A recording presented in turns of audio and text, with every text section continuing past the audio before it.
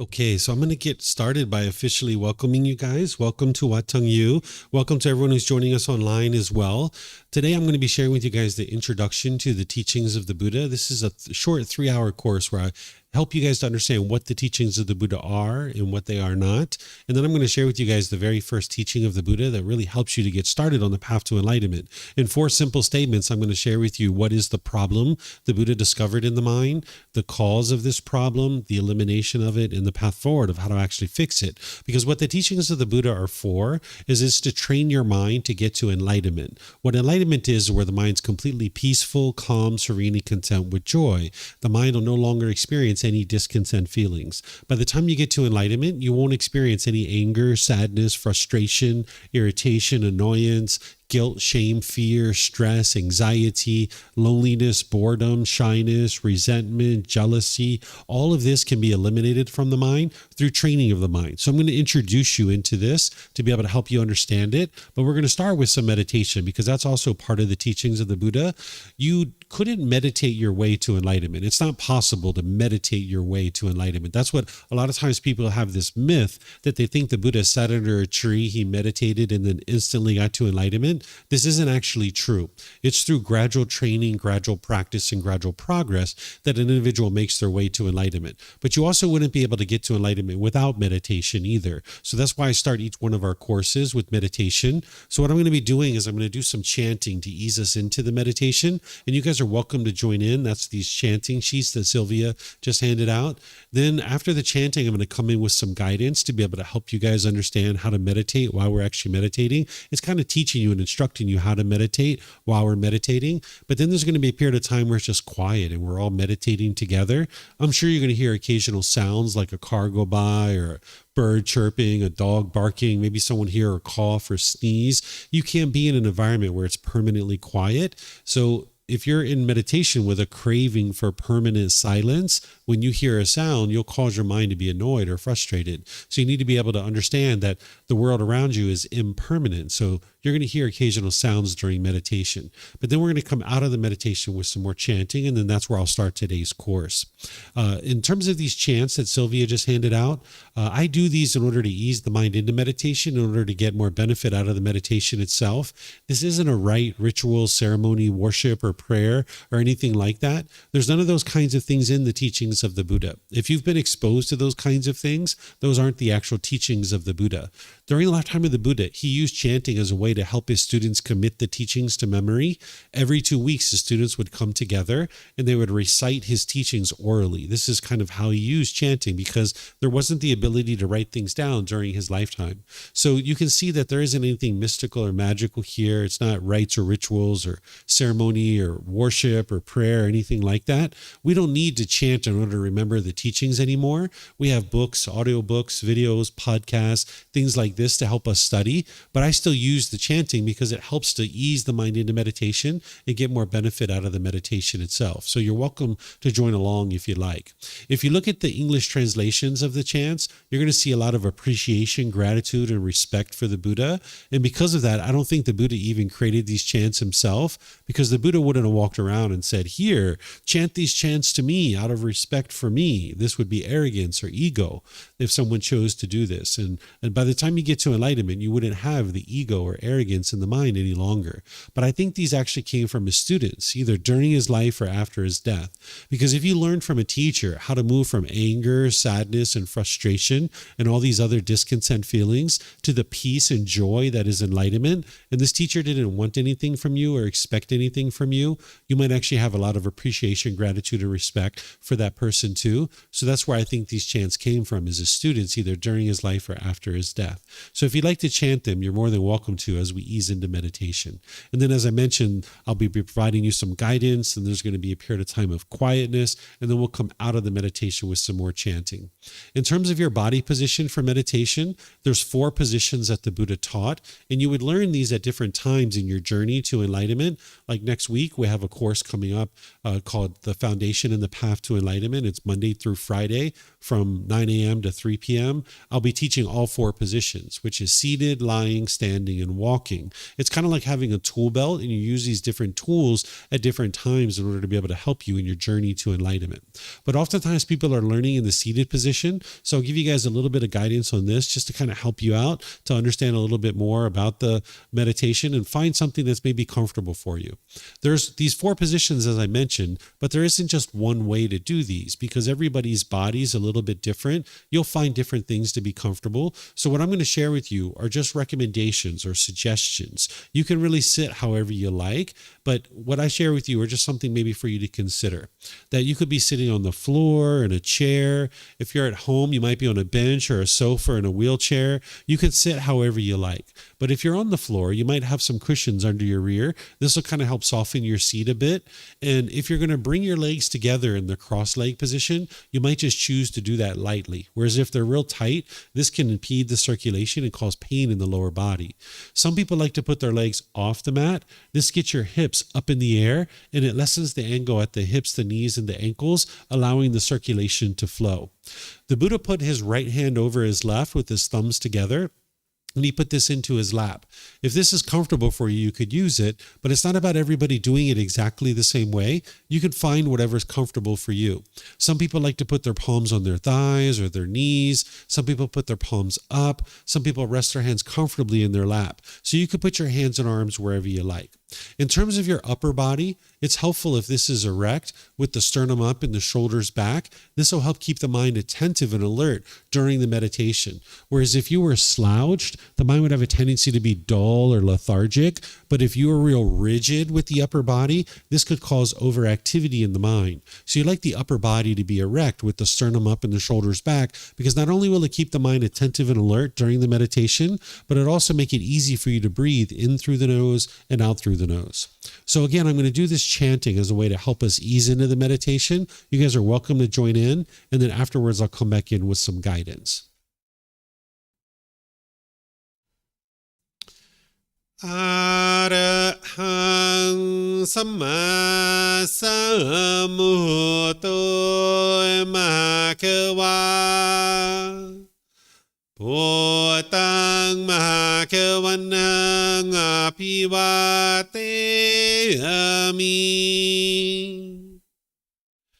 Savakato Bhagavata Tammo Dhammang Namasami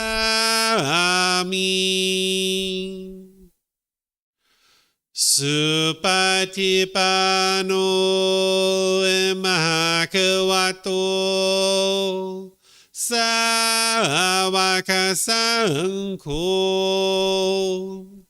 Saṅghang Namami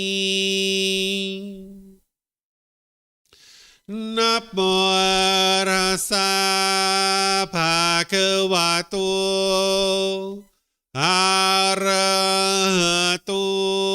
Samma Sambuddhassa Namo Tassa Bhagavato Arahato Samma Sambuddhassa Namo Tassa Bhagavato Arahato Samma Sambuddhassa Iti piso Bhagava Arahang Samma Sambuddho Vicacaranang Sammuno Sakato Rokavitu Anutero Purisa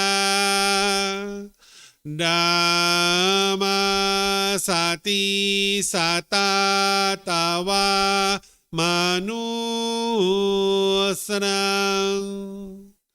Bhutto Bhagavati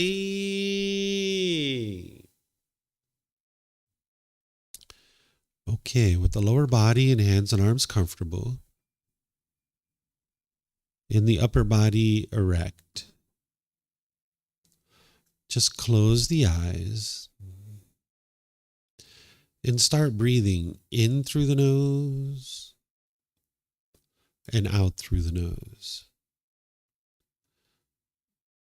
Here you're just looking to establish the breath, a nice, natural, steady, consistent breath, not forced or controlled, just a gradual inhale through the nose, experiencing the full breath.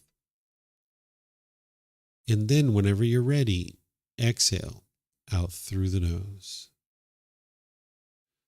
Breathing in and out. Breathing in and out.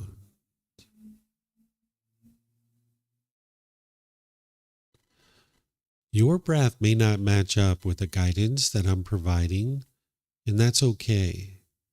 This is your practice. I'm just here for guidance.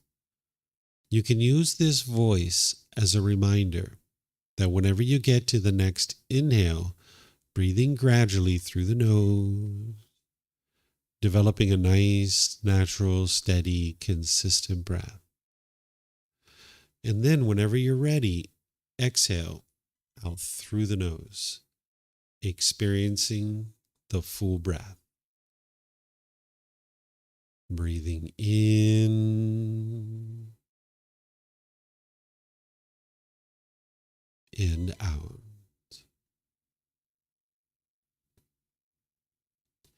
Breathing in and out. With the breath well established, start fixating the mind on the breath, either the sound of the breath coming into the nose or the sensation of air moving over the skin into the nose. The breath is the present moment. Fixate the mind on the breath, the present moment. Breathing in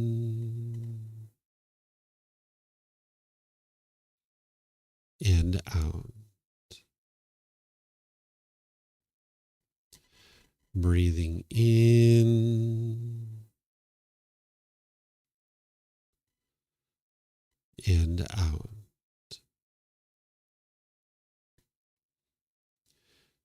With the mind fixated on the breath, whenever you notice that it moves off the breath, cut that off, let it go, and come back to the breath, the present moment.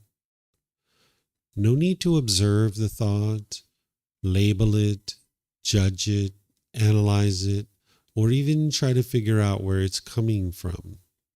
Whenever you notice that the mind is moved off the breath, cut that off, let it go, and come back to the breath, the present moment. Breathing in and out.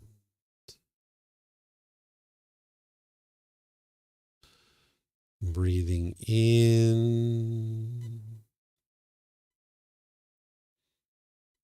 and out.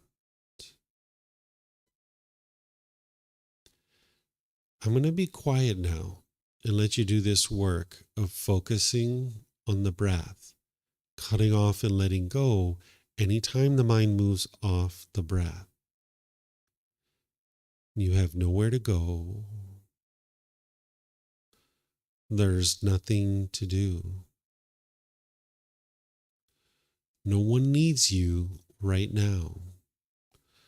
This is your time to focus on the breath. Breathing in and out.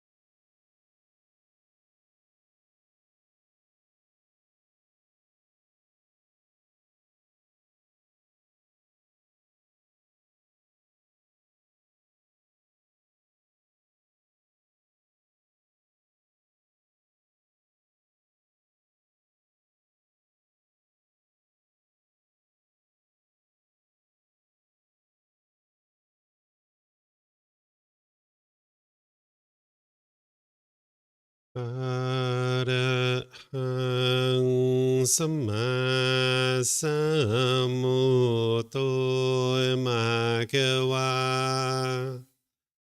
พุทธังมะกะวันนังอภิวาเทมิสวากขาโตมะกะวะตาธัมโมธัมมังนามัสสามิสุปฏิปันโนมะกะวะโตสาวกสังโฆสังฆังนามามินะโมตัสสะภะคะวะโตอะระหะโตสัมมาสัมพุทธัสสะนะโมตัสสะภะคะวะโตอะระหะโตสัมมาสัมพุทธัสสะนะโมตัสสะภะคะวะโตอะระหะโตสัมมาสัมพุทธัสสะอิติปิโสมะกะวาอะระหังสัมมาสัมพุทโธวิชาจารณังสัมมุโนสกาโตโรกาวิตุอนุเตโรปุริสาดัมมาสติสัตตาตาวามนุสรังปุตโตภะคะวะติ Okay, if you guys would like to slowly make your way out of meditation. Once again, welcome to all of you guys. Nice to see everyone here this afternoon. Welcome to everyone who's joining online as well. As I shared, this is called our Introduction to the Teachings of the Buddha course. It's just a short 3-hour course where I'm helping you guys to understand what are the teachings of the Buddha and what the teachings of the Buddha are not. And then I'm going to share with you guys his very first teaching. We're going to take a kind of a break in the middle, give you guys a chance to stretch your legs, talk to each other, use the restroom, all that kind of stuff. You guys are welcome to come and go as you please. We have restrooms in the back of the room. You guys are welcome to help yourself. We have water, and there's oftentimes snacks over there and things like that. You're welcome to help yourself too. But what I'm going to do is share with you guys these teachings, and as we go, you guys are welcome to ask any and all questions that you like. Because what the Buddha teaches you, that as you're learning his teachings, that it's wise to listen with eager ears. That if you're interested in learning his teachings, you're not going to be able to just sit back and let the teachings kind of roll over top of you. You're going to need to actively learn what his teachings are.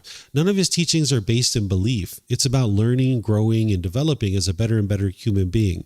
You're learning intellectually certain teachings. You're reflecting on them to be able to determine whether they're true or false through your reflection, and then you're practicing his teachings. There's no belief in his teachings. It's not about rites, rituals, ceremonies, worship, and prayer, and things of that nature. So the Buddha encourages you to listen with eager ears. And as you do, there might be periods of time where you have questions. You'd like to ask clarifying questions. So if you'd like to ask any questions, you're more than welcome to, whether you're here at the temple or whether you're online. You'll see me pausing a few times as we go.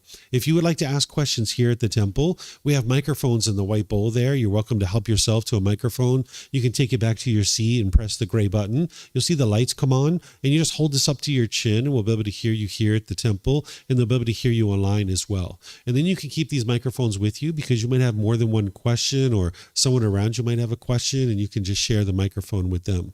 And then if you're not using it, if you could turn it off, this will be helpful so that we don't get feedback feedback through the speakers. And then for all of you guys online, if you guys would like to ask questions, you can put this into the comment section of Facebook, YouTube, or in Zoom, or you can raise your hand in Zoom and ask in any and all questions that you like.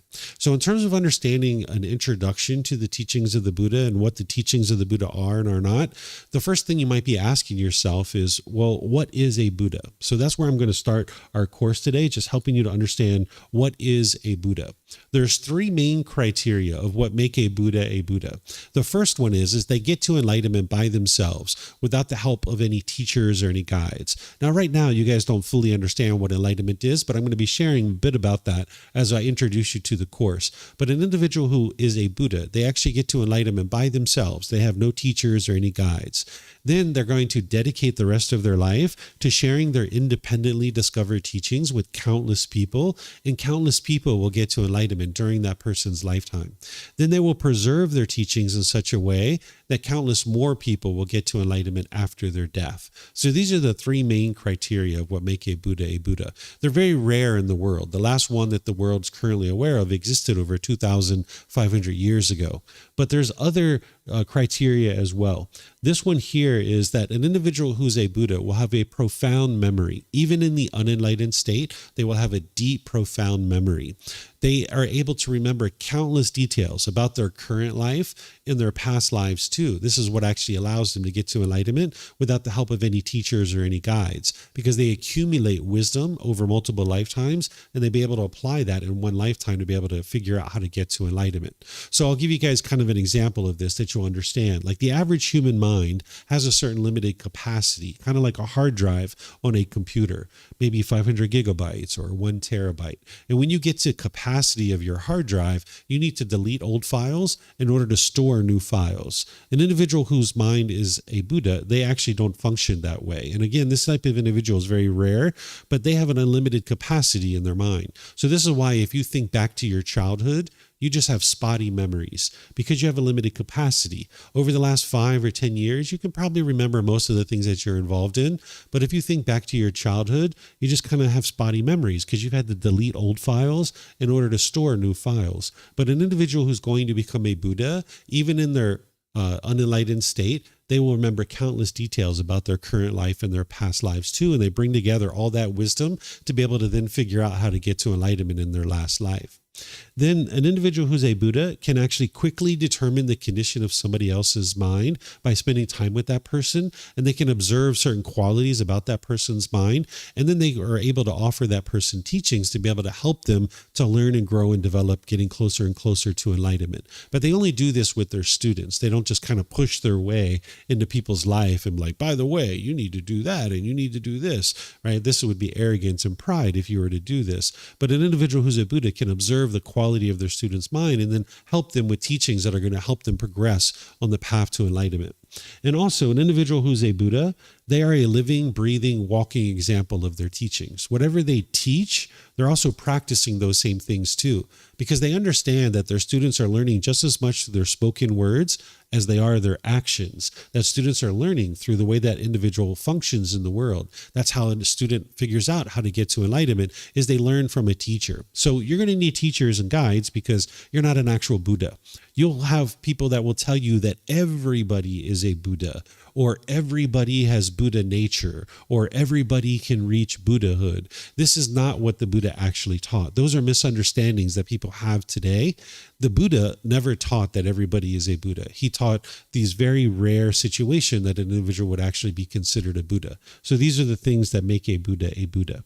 We refer to this individual as a fully, perfectly enlightened one, because by the time they get to enlightenment, what they know in terms of the path to enlightenment is the path to enlightenment. That an individual who learns from a teacher who's not a Buddha, that teacher who's gotten to enlightenment, they might actually have figured out how to get to enlightenment, and they did that through the help of teachers and guides. But there's a couple of things in their mind that they're doing that aren't actually the path to enlightenment. So they still have some extra baggage around, maybe 10, 15, 20 20% of the things that they're doing didn't actually lead to their enlightenment, but they still do those things because it's out of respect maybe for their teacher. So an individual who gets to enlightenment, wonderful, they're enlightened, but we don't consider that person fully, perfectly enlightened. It's only a Buddha that we consider to be fully, perfectly enlightened because they don't have any teachers or guides. And when they're doing, say, like a meditation, and that individual is trying to figure out if that leads to enlightenment or not, if it works to improve the condition of their mind, they know that's the path to enlightenment.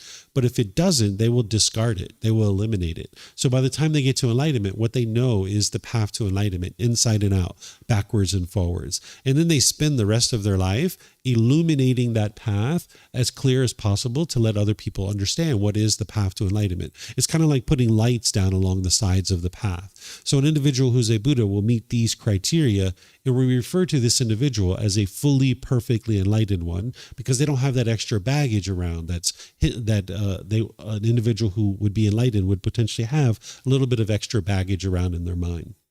And then in terms of what the teachings of the Buddha are, is it's a path to attaining enlightenment in this life through purification of the mind.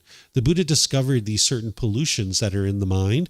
And when you understand what those pollutions are and you apply the tools and the techniques to uproot them out of your mind will start experiencing more and more of the qualities of enlightenment. By the time you get to enlightenment, you'll experience peace, calm, serenity, and contentedness with joy.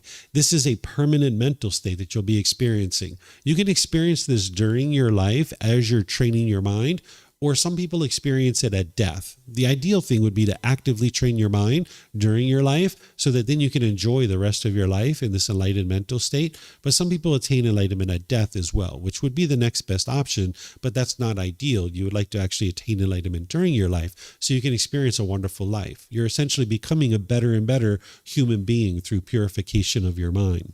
You'll no longer experience any of these discontent feelings. As you purify the mind, you won't experience any anger, sadness, frustration, irritation, annoyance, guilt, shame, fear, stress, anxiety, loneliness, boredom, shyness, resentment, jealousy. All of this is eliminated from the mind through removing the causes and conditions that are producing it. Oftentimes people think that these feelings are being caused by something external. You might think your mom and dad are frustrating you, or your brothers and sisters are annoying you, or your boss is irritating you. This isn't actually true.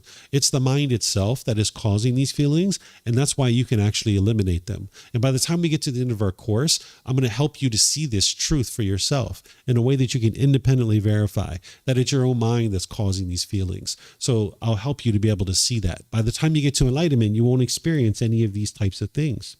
You'll notice that your mind has a high degree of focus, concentration, memory, and clarity of mind. And the reason why is because you've uprooted the pollutions of the mind, and now the mind is performing optimally.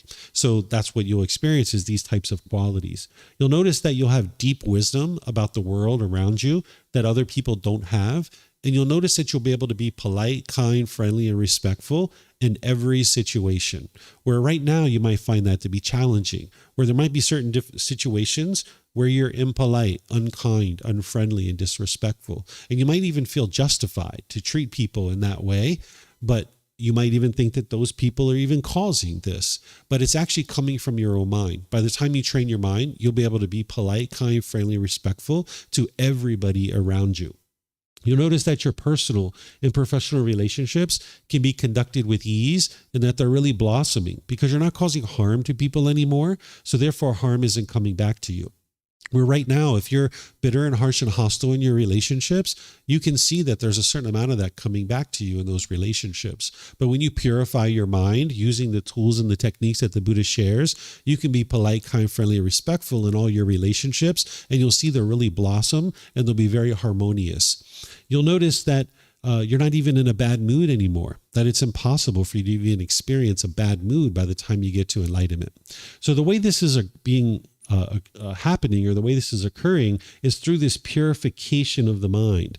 These pollutions that the Buddha discovered, we refer to them as fetters or pollutions or defilements or taints. There's 10 individual pollutions that are in the mind. They're referred to as fetters because during the lifetime of the Buddha, if you were somebody that they were trying to keep confined to a certain area, like a criminal, they would put a fetter around your ankle. What a fetter is a shackle and a chain and a ball. And this would keep you trapped in a certain area. They would kind of have you in a field and you would just kind of hang out there. Where today we put prisoners in jail cells and things like this. So we refer to these 10 pollutions as fetters because it's keeping the mind trapped in this unenlightened state, continuing to experience the difficulties and struggles over and over and over again. But when you purify your mind of these pollutions or these fetters, the mind is now free. Just like you release the fetter off of the ankle of the prisoner and they're now free, it's the same thing that is true about the unenlightened mind. That if you release the fetters, if you eliminate and eradicate them out of the mind is now free. It's not bound up, experiencing these strong feelings over and over and over again. So when we talk about them in detail, we talk about them as the 10 fetters, but when we talk about them from a high level, we refer to them as craving, anger, and ignorance. These are called the 3 unwholesome roots, or the 3 poisons, or the 3 fires. So I'm going to introduce you to what these are, just kind of in a summary format, so you can get a little bit of an understanding of what it is that you're purifying the mind of. So the craving, or the desire, or the wants, or expectations that the mind has, this is the mind longing, yearning, chasing after the objects of your affection, thinking that the next new shiny object waiting around the corner is going to provide some lasting satisfaction. So the mind chases it and chases it and chases it. It's almost like an unquenchable thirst that the mind has, that you might experience painful feelings and you might think, what do I need in order to feel better? I know what it is. Let me get some more money. That'll fix everything. Let me get some more money. And now the mind will chase after money for a while. And you might get your money and you might be happy about that, but then that kind of fades away. Or maybe you don't get your money and you're upset or angry. And now you're like, what do I need to feel better? A boyfriend or girlfriend. That'll fix everything. Let me get one of those. And now you might start chasing that for a while, right? And then you get one of those and you're happy for a while, but then that fades away too. And then you're like, what do I need? I know what it is. Let me go to Thailand. That'll fix everything. If I go to Thailand, let me go there, right? And now you might chase after that for a while, right? So this is the craving. It's not the object itself. There's nothing wrong with coming to a place like Thailand. It's the way that the mind longs and yearns for it. And it can only experience pleasantness and pleasant feelings if you get what you want. And if you don't get what you want, you experience painful feelings like anger, sadness, frustration, or others. So if it's sunny outside, you might be really happy and excited about that because the mind's craving and longing, yearning for it to be sunny.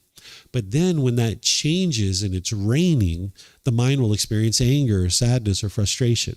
Or if you get really happy and excited when your bank account balance is up here, when it goes down here, you'll be angry and frustrated and sad, right? So this is the mind's craving, desire, attachment, longing, yearning, wanting, and expecting things to be a certain way. And we're going to talk about this some more when we get into the very first teaching of the Buddha. Well, when those cravings are in the mind, it can only be happy when it gets what it wants. Right? You can't be happy when you don't get what you want. So when that anger is arising, which is the second pollution, when that anger and frustration, those painful feelings are arising, the mind in its unenlightened state will falsely attribute these painful feelings to something external. You'll think that it's something external that's causing this. So you might have pushed people away out of your life, like friends or family. And the mind thinks that that's what's going to solve this problem. If I push these people away, then it'll solve my anger and my frustration. But you can see that that didn't solve it because you still get angry, you still get frustrated. If this person was the true cause of your anger and frustration, when you push them out of your life, you'd be peaceful from that point forward. So this is called aversion, where you're pushing away a person or you're pushing away a situation out of your life falsely thinking that they're the ones who are causing your anger, and that if you push them away, that'll solve it. Or the second thing you'll do when that craving is in there and that anger is coming up is you might be bitter and harsh and hostile towards people through your intentions, your speech, and your actions. It's almost like an animal growling and roaring at another animal. It's like, do things my way. Right? This is the mind trying to get its cravings fulfilled, because the mind just thinks if I can get this person to do things my way, everything will be perfect. So you might be bitter and harsh and hostile, almost trying to fear somebody into doing things your way. Or the third thing that the unenlightened mind will do when it doesn't understand that this craving and this anger is coming from your own mind is it'll tend to put its expectations on people and try to control them or force them or pressure them into doing things your way, because the mind's trying to get those cravings fulfilled. And you might even have people doing this to you, where they're pushing you aside. They're being bitter and harsh and hostile to you, or they're putting their expectations on you and trying to control you and pressure you to do things their way. So where all of this is coming from is the ignorance or the unknowing of true reality. We're translating here from the words of the Buddha into English, and a lot of people use this word ignorance, but it's not the best word to use because that's a derogatory word. I would never refer to anybody as ignorant, and neither would the Buddha. He wouldn't have referred to people that way, but that's just people translating. A better way to think about it is misunderstanding or confusion or unknowing of true reality or misperception, that the mind just doesn't understand what it doesn't understand. That's why the mind keeps craving, and that's why it keeps having anger. If it wasn't for this lack of wisdom that the mind has, it would have already eradicated its craving, and it would have already eradicated its anger. So while we call it craving, anger, and ignorance, it's really because of ignorance or the unknowing of true reality, the lack of wisdom, that the mind continues to crave. And then it continues to have anger. And it's stuck in this continuous cycle of experiencing this over and over and over and over again. So that's why on the path to enlightenment, you need to cultivate wisdom. There's no belief in the teachings of the Buddha. With belief, you don't know what's true or false. You're just believing it because somebody convinced you to believe it, or you convinced yourself to believe it. So what you're looking to do is get to the point where you have wisdom, because that's what's going to eradicate this ignorance. So now you can understand that craving and anger is a problem, and then you can work to purify the mind of this, which we're going to talk about more in a bit. But that's just kind of like a little introduction to the three poisons. What the Buddha is doing in terms of helping you cultivate wisdom is having wisdom of what's called the natural laws of existence. There are certain natural laws that the Buddha taught. And when the mind doesn't understand the natural laws, it will struggle and it will have difficulties in the world. This is what happened when we were growing up as a child. We didn't understand the natural law of gravity. So we struggled and we had difficulties in the world. We fell down, we hit our head, we bumped our elbows, we broke our toys, and we cried and cried and cried because we were struggling, having difficulties in the world because we were living in a world that we didn't understand. And these natural laws were affecting us whether we were aware of it or not. The natural law of gravity is something that we can see. We don't believe in the natural law of gravity. We can see it for ourselves. It's right there, right? And we're not believing in it. We know it's true. And slowly but surely, we gained wisdom of this natural law of gravity. And now with that wisdom, we make better decisions. We tie our shoes a little bit tighter. We look at the surface of the sidewalk when we're walking around. We stop being so giddy like a little kid bouncing around all the time. Results. If you make decisions unwisely, you will experience unwholesome karma or unwholesome results. So this isn't anything mystical or magical. It's not about punishments and rewards. There's no black cloud that's following you around. There's no being that's deciding or some entity that's deciding what you experience. It's your decisions that are leading to any particular result that you experience in life. Oftentimes, we believe that what we're experiencing is either good luck or bad luck, or destiny or fate. Or you might think that God or some entity called the universe is controlling what you experience. Or you might blame what you're experiencing on other people. But more and more, you need to be able to see that it's your own decisions that are leading to any particular result that you're experiencing. And the beauty in this is that if there's anything that you don't particularly care for that's going on in your life, all you need to do is cultivate wisdom, make different decisions, and you will experience different results. But if it's good luck or bad luck, or destiny or fate, or God or some entity called the universe, or if it's other people that are causing you to experience certain things, you're locked in, you're stuck, because you can't change any of those things. And you know that that's not true, that you can change what you experience in life. And if you're doubting whether what you're experiencing in life is based on your decisions or not, you can ask yourself these types of questions. Ask yourself, who chose where you're sitting right now? Who chose whether or not you ate breakfast this morning? Who chose the hairstyle that you have? Who chose the clothing that you're wearing? Who chose where you live in the world? Who chose your job or occupation? Who chose the friends that you spend time with? Right? You guys are seeing a theme here, right? These are all choices that you're making, but oftentimes we blame what we experience on other people. So what the Buddha is helping you to be able to awaken to is to be able to see that there's this cause and effect relationship between decisions that you make and what you experience in life.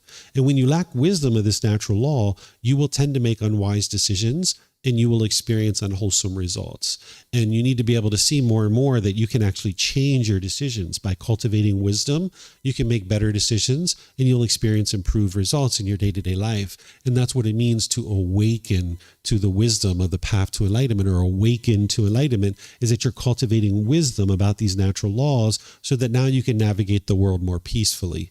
Because this natural law of karma affects you whether you're aware of it or not, just like the natural law of gravity. So what you're doing is you're learning intellectually about these teachings. You're investigating and examining about this natural law of karma that the Buddha is teaching you. Then you reflect on it to independently verify whether it's true or it's false. Then you practice, meaning you're making decisions through that wisdom that you're cultivating. And now when you're practicing the teachings, you're going to see more and more improvement in the way that you experience life. And that's where you'll be able to confirm that the teachings are 100% the truth. Because the Buddha didn't explain the way the world should be. That's not what he's explaining to you in his teachings. That if everybody follows certain rules and commandments, then the world will become a peaceful place. He's not explaining to you the way the world should be. He's explaining to you the way the world is. And by understanding the way the world is and the way that the world works, now you've got more wisdom and you can navigate the world peacefully with no struggles and difficulties. Because by the time you get to enlightenment, you're not experiencing struggles and difficulties anymore. You're making wise decisions in all situations. So he's helping you to understand the way the world is. And that will help you to navigate the world more peacefully. Just like when we understood the natural law of gravity, we understood the way the world is. And now we can peacefully navigate the world based on the natural law. So the training of the mind is to experience the complete peace and joy through acquiring wisdom of the natural laws of existence. And this is what's going to help you to eliminate the pollutions of the mind. So you're cultivating wisdom about these natural laws. The teachings of the Buddha are timeless, that he spoke very clear, very concise, and very precise. He's explaining these natural laws, and this the same natural laws that existed 2,500 years ago. He lived in taught in an area that we refer to as Northeast India in Nepal. That's where he grew up and that's where he taught. And he was born in 563 BCE. And he died in 483 BCE. So it was over 2,500 years ago. But these natural laws are exactly the same as during his lifetime as they are now. So if you learn and practice his teachings, they're timeless, that you can see that he spoke very clear, very concise, and very precise. You don't have to figure out what he was saying. You can actually see the truth of exactly what he was teaching. He did teach the cycle of rebirth, which is also including these 5 realms of existence of hell, the animal realm, afflicted spirits, the human realm, and the heavenly realm. As I mentioned, nothing in the teachings of the Buddha are based in belief, including these things, the cycle of rebirth and the 5 realms of existence. You're never believing those kinds of things. But what I encourage students to do when they're first getting started with this path is to set aside the teachings on the cycle of rebirth and these 5 realms, because it's not something you need to learn and understand right away when you're first getting started on the path. But when you're ready, you can actually learn how to independently verify this. In our book series, I have 13 books, and in volume 11, chapter 105, there's 17 different criteria that I share with you of how to independently verify the cycle of rebirth. And they're in volume 11, chapter 105 for a reason, because you don't really need to approach those when you're first getting started. But just understand that the Buddha did teach these things for a reason, the cycle of rebirth in these 5 realms of existence. Number 1, because it's true. It actually is true. You can independently verify this. You might be believing right now that you only have one life, but you don't have any evidence that you only have one life, other than the fact that right now you might not be able to remember your previous lives. But as you're training your mind and you're uprooting these pollutions out of the mind, there's some people who actually have memories of their past lives. Even some people, without even training their mind, they actually start having vivid memories of their past lives. So if you're training your mind with these teachings and you start having these experiences where you have vivid memories of your past lives, like say you have these vivid memories that you were murdered in a past life, and they just keep reoccurring in your mind over and over and over and over and over again. This could really shake you up if you didn't understand that that was your past life and you could let that go. So that's one of the reasons why the Buddha taught you this, because if you start having this recall of things that happened in your life in the past, it could really shake you up if you didn't understand that that was your past lives. Or in terms of these realms of existence, some people can actually see these beings, like the hell beings or afflicted spirits or the heavenly beings. These are formless beings. They don't have physical form. And some people can actually see these beings. And if you didn't understand that that's the way the world truly is, it could really shake you up if you were seeing those kinds of things. And some people can even hear these beings and actually communicate with these beings, because oftentimes we think about these beings as being in some far distant land somewhere, like the heavenly beings are way up in the sky, or the hell beings are deep down into the core of the earth. This isn't actually true. We're all in the same time and space. That just like there's a human being sitting in this chair, if I got up and left, there could be an animal that came and sat here, right? Like an ant or a squirrel or a rabbit or something like that. They could find their way in here and they could sit in this chair, because we're all in the same time and space. The same thing's true with these beings that are in the hell realm, the afflicted spirits, which are like ghosts, and then the heavenly realm. They're in the same time and space as us. So some people can see them and some people can actually hear them speaking. And you might think you're actually going crazy because other people might not be able to see them. So the Buddha is teaching you this so that you'll understand that this is true reality. And then just like a conversation at a restaurant 2 tables over, 2 human beings could be talking a little bit loud and you can learn to ignore that and just focus on your conversation. You can do the same thing with these beings, that if you hear them speaking, you can actually just ignore it and just focus on what it is that you're doing. But again, if you don't understand this is the way the world truly is, you might think you're actually going crazy in these situations. So I suggest people to set this aside, because it's not something that you need to know right up front, but it is part of his teaching. So I share that with you in terms of what are the teachings of the Buddha. And then also the Buddha did teach about this being of God. Sometimes people think that the Buddha didn't teach about this being. You'll hear some people go as far as saying that the Buddha rejected God or he denied the existence of God. If somebody says that, they haven't penetrated deeply into the teachings of the Buddha, because he did teach about this being. He just doesn't make this being a focal point or the center of his teachings, because it's not this being that determines whether you get to enlightenment or not.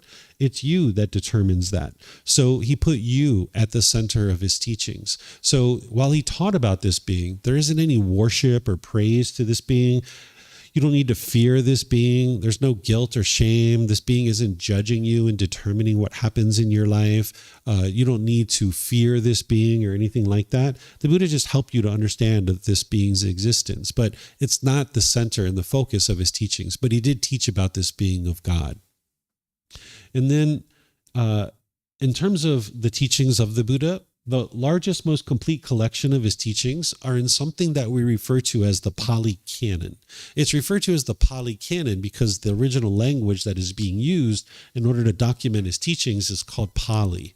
This is 45 volumes of books that are about this thick that we have as the largest, most complete collection of the teachings of the Buddha. We know that that Pali Canon doesn't have everything that the Buddha taught, and we also know that everything that's in that Pali Canon is actually not from the Buddha. It would be pretty naive of us to think that a document that started over 2,500 years ago, that today it's exactly the same. That would be naive. So the way that you cut through that impermanence is you don't believe what it is that you read in the Pali Canon. When you're reading his original teachings, you never believe it. You learn it, investigate it, and examine it. You reflect on it to independently verify whether it's true or false, and then you practice it to be able to see the truth for yourself. And that's how your mind gradually cultivates this wisdom. So these 45 volumes of books, they were actually documented shortly after his death.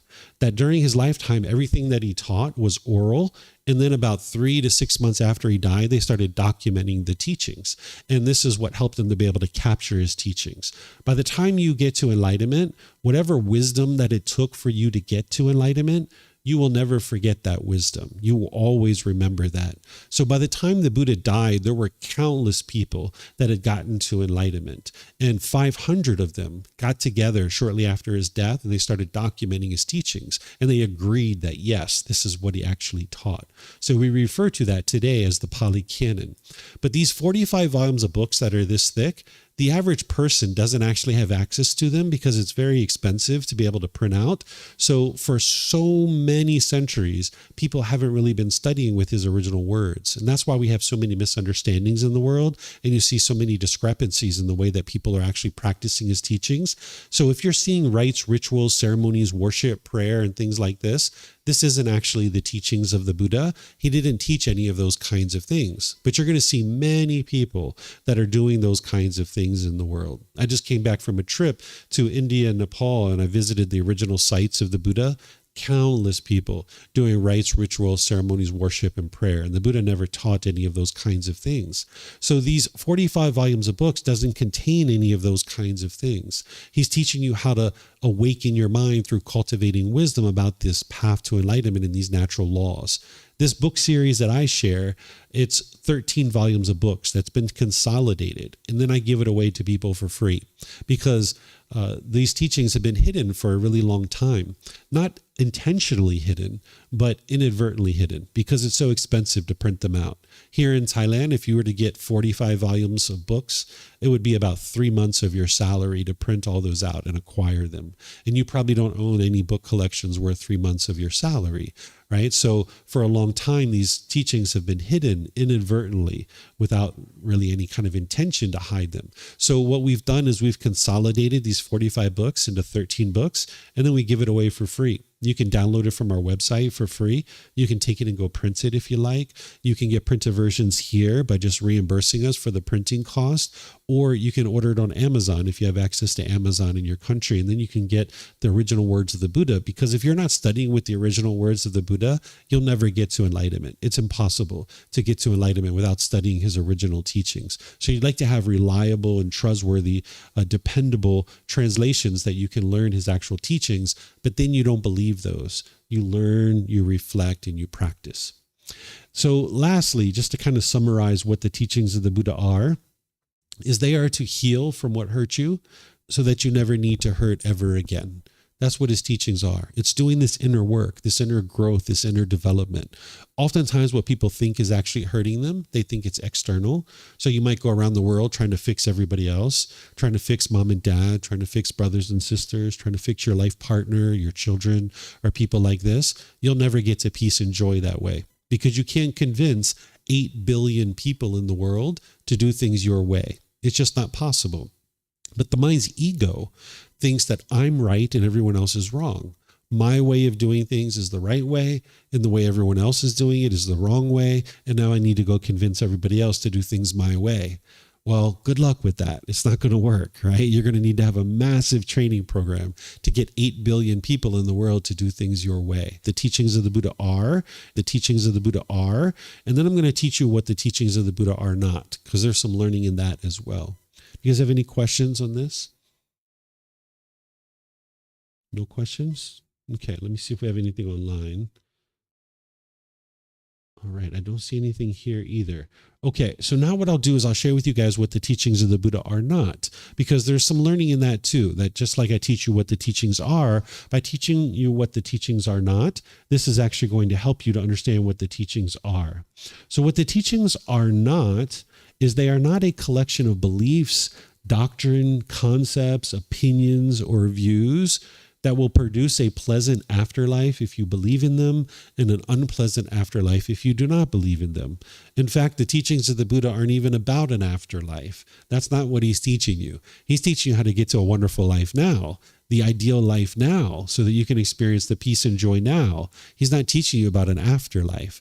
And his teachings aren't opinions and views. They're independently verifiable truths that you can actually independently verify. So his teachings aren't this beliefs, doctrine, concepts, views, or opinions. There's no belief in his teachings whatsoever. In my opinion, the teachings of the Buddha aren't even a religion. Sometimes people refer to his teachings as a religion, right? He didn't get to enlightenment and say, I discovered a new religion. He didn't say that, right? He said, I discovered a better way of life, right? There was no such thing as a religion for him when he was teaching. He was just teaching this better way of life.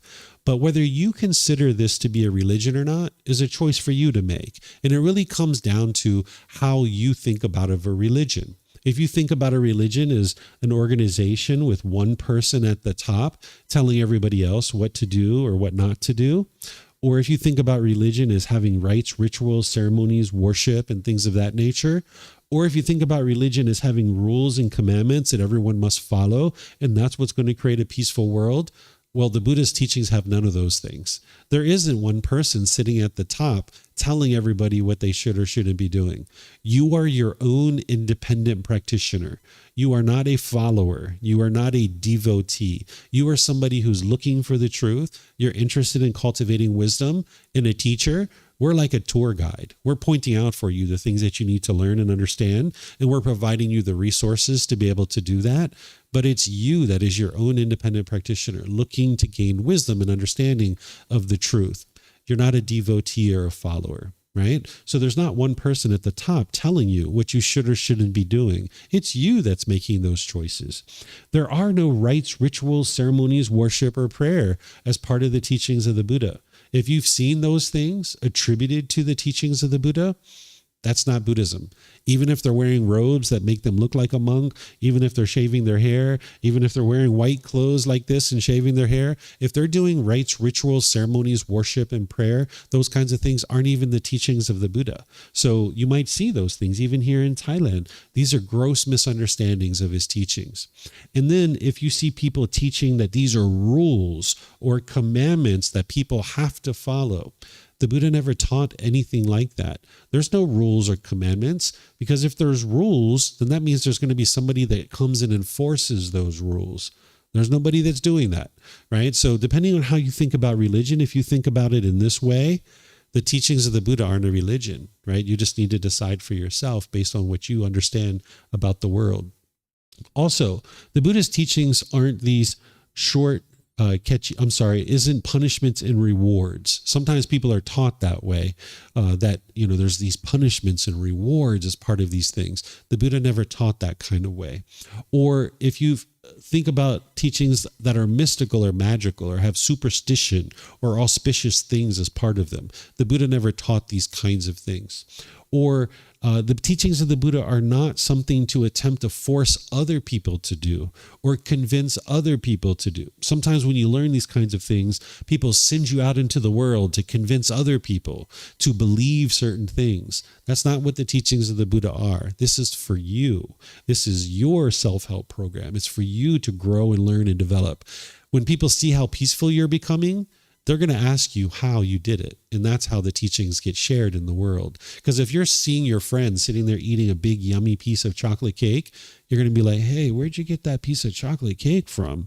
And they're like, over there. Oh, okay, I'm going to go get some chocolate cake, right? So if people in your life, they know where you get angry and frustrated and irritated and annoyed.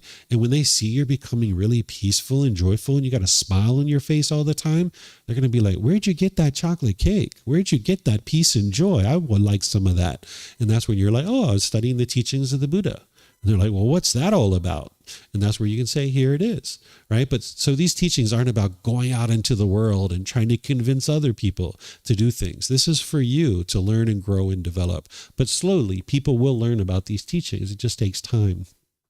Also, the teachings of the Buddha aren't these short, catchy phrases that you might see, like if you've seen social media, there might be these little memes or something like that, that sometimes you'll see little short, catchy phrases, and then it'll say, the Buddha, right? The Buddha never taught that way. If you look at his teachings, he has these long discourses where he's teaching very detailed and very thoroughly, but people will slap his name on things just to give it some credibility.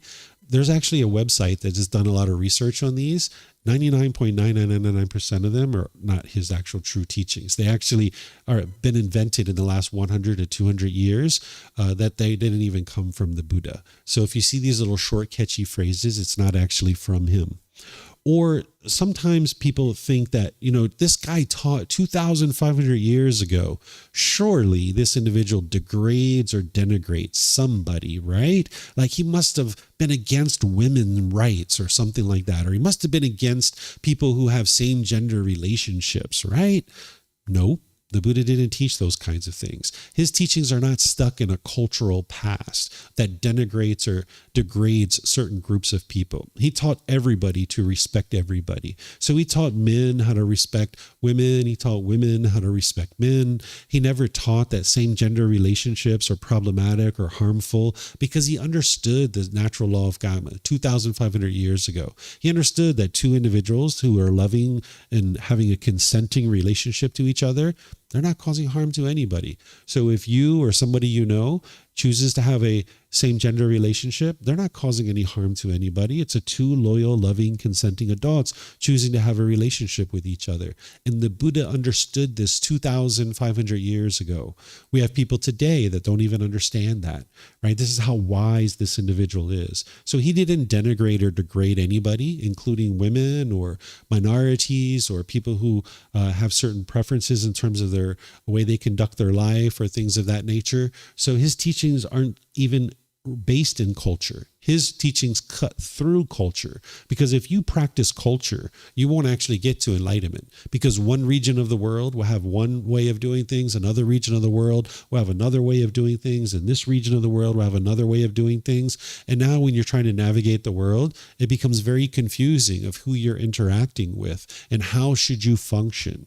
But if you understand the natural laws, you can cut through all of that, because when you learn how to be polite, kind, friendly, and respectful, and you're interacting in the world this way, it doesn't matter what region of the world you're in, you can be at ease practicing these natural laws.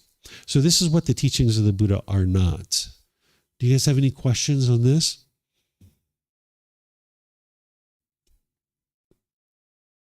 No questions? Okay. I don't see any questions online either. So normally what I do is I take a little break here, helping you guys to get a chance to stretch your legs, meet each other, talk, and all that kind of stuff. If you guys would like to take a break, we can take a break. Or if you'd like to keep going, we can keep going. It's really up to you guys. Imagine if I took a poll, not everybody's going to say the same thing. But would you guys like a little break to stretch your legs and stuff like that? It'd be nice. Okay, give your mind a little bit of a break. Okay.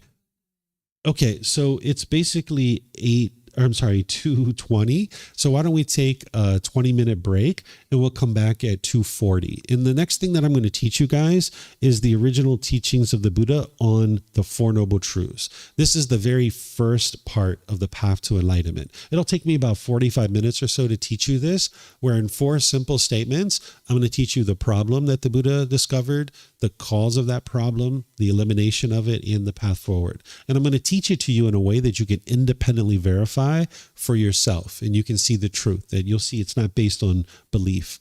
So enjoy your break, and I'll see you guys in 20 minutes, which will be 2:40. So feel free to spend time with each other. There's places to get snacks and all that kind of stuff. Okay? You're welcome.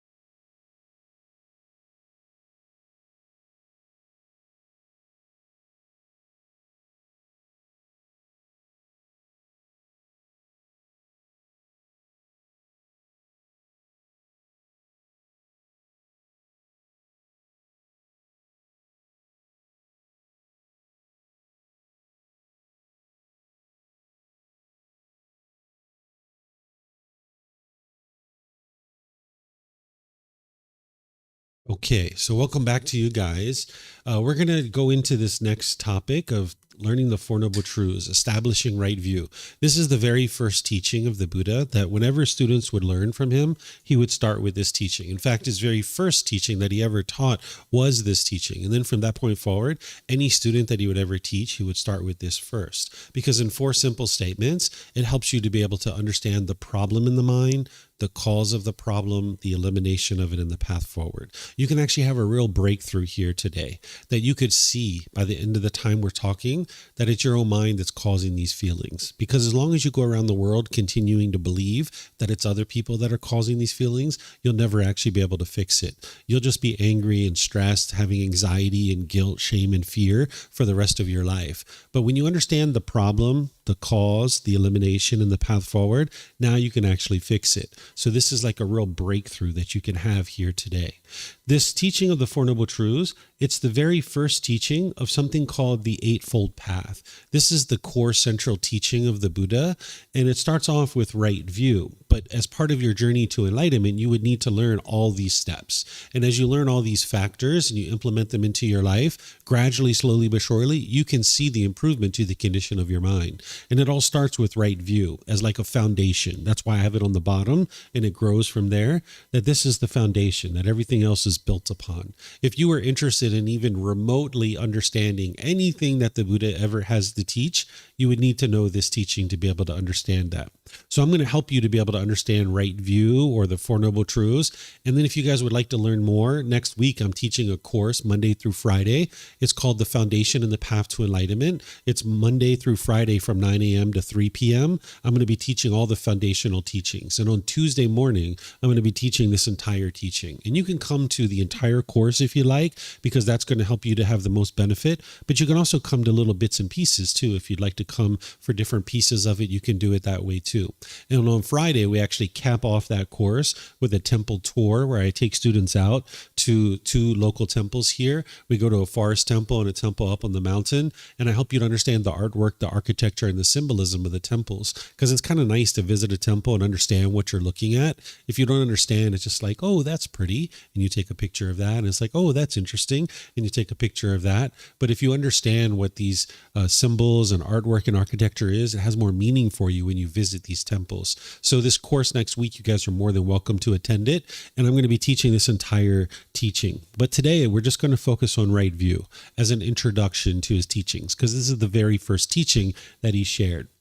In order to explain to you the Four Noble Truths, I need to first teach you the three universal truths. These are building blocks that are going to help you to understand the Four Noble Truths.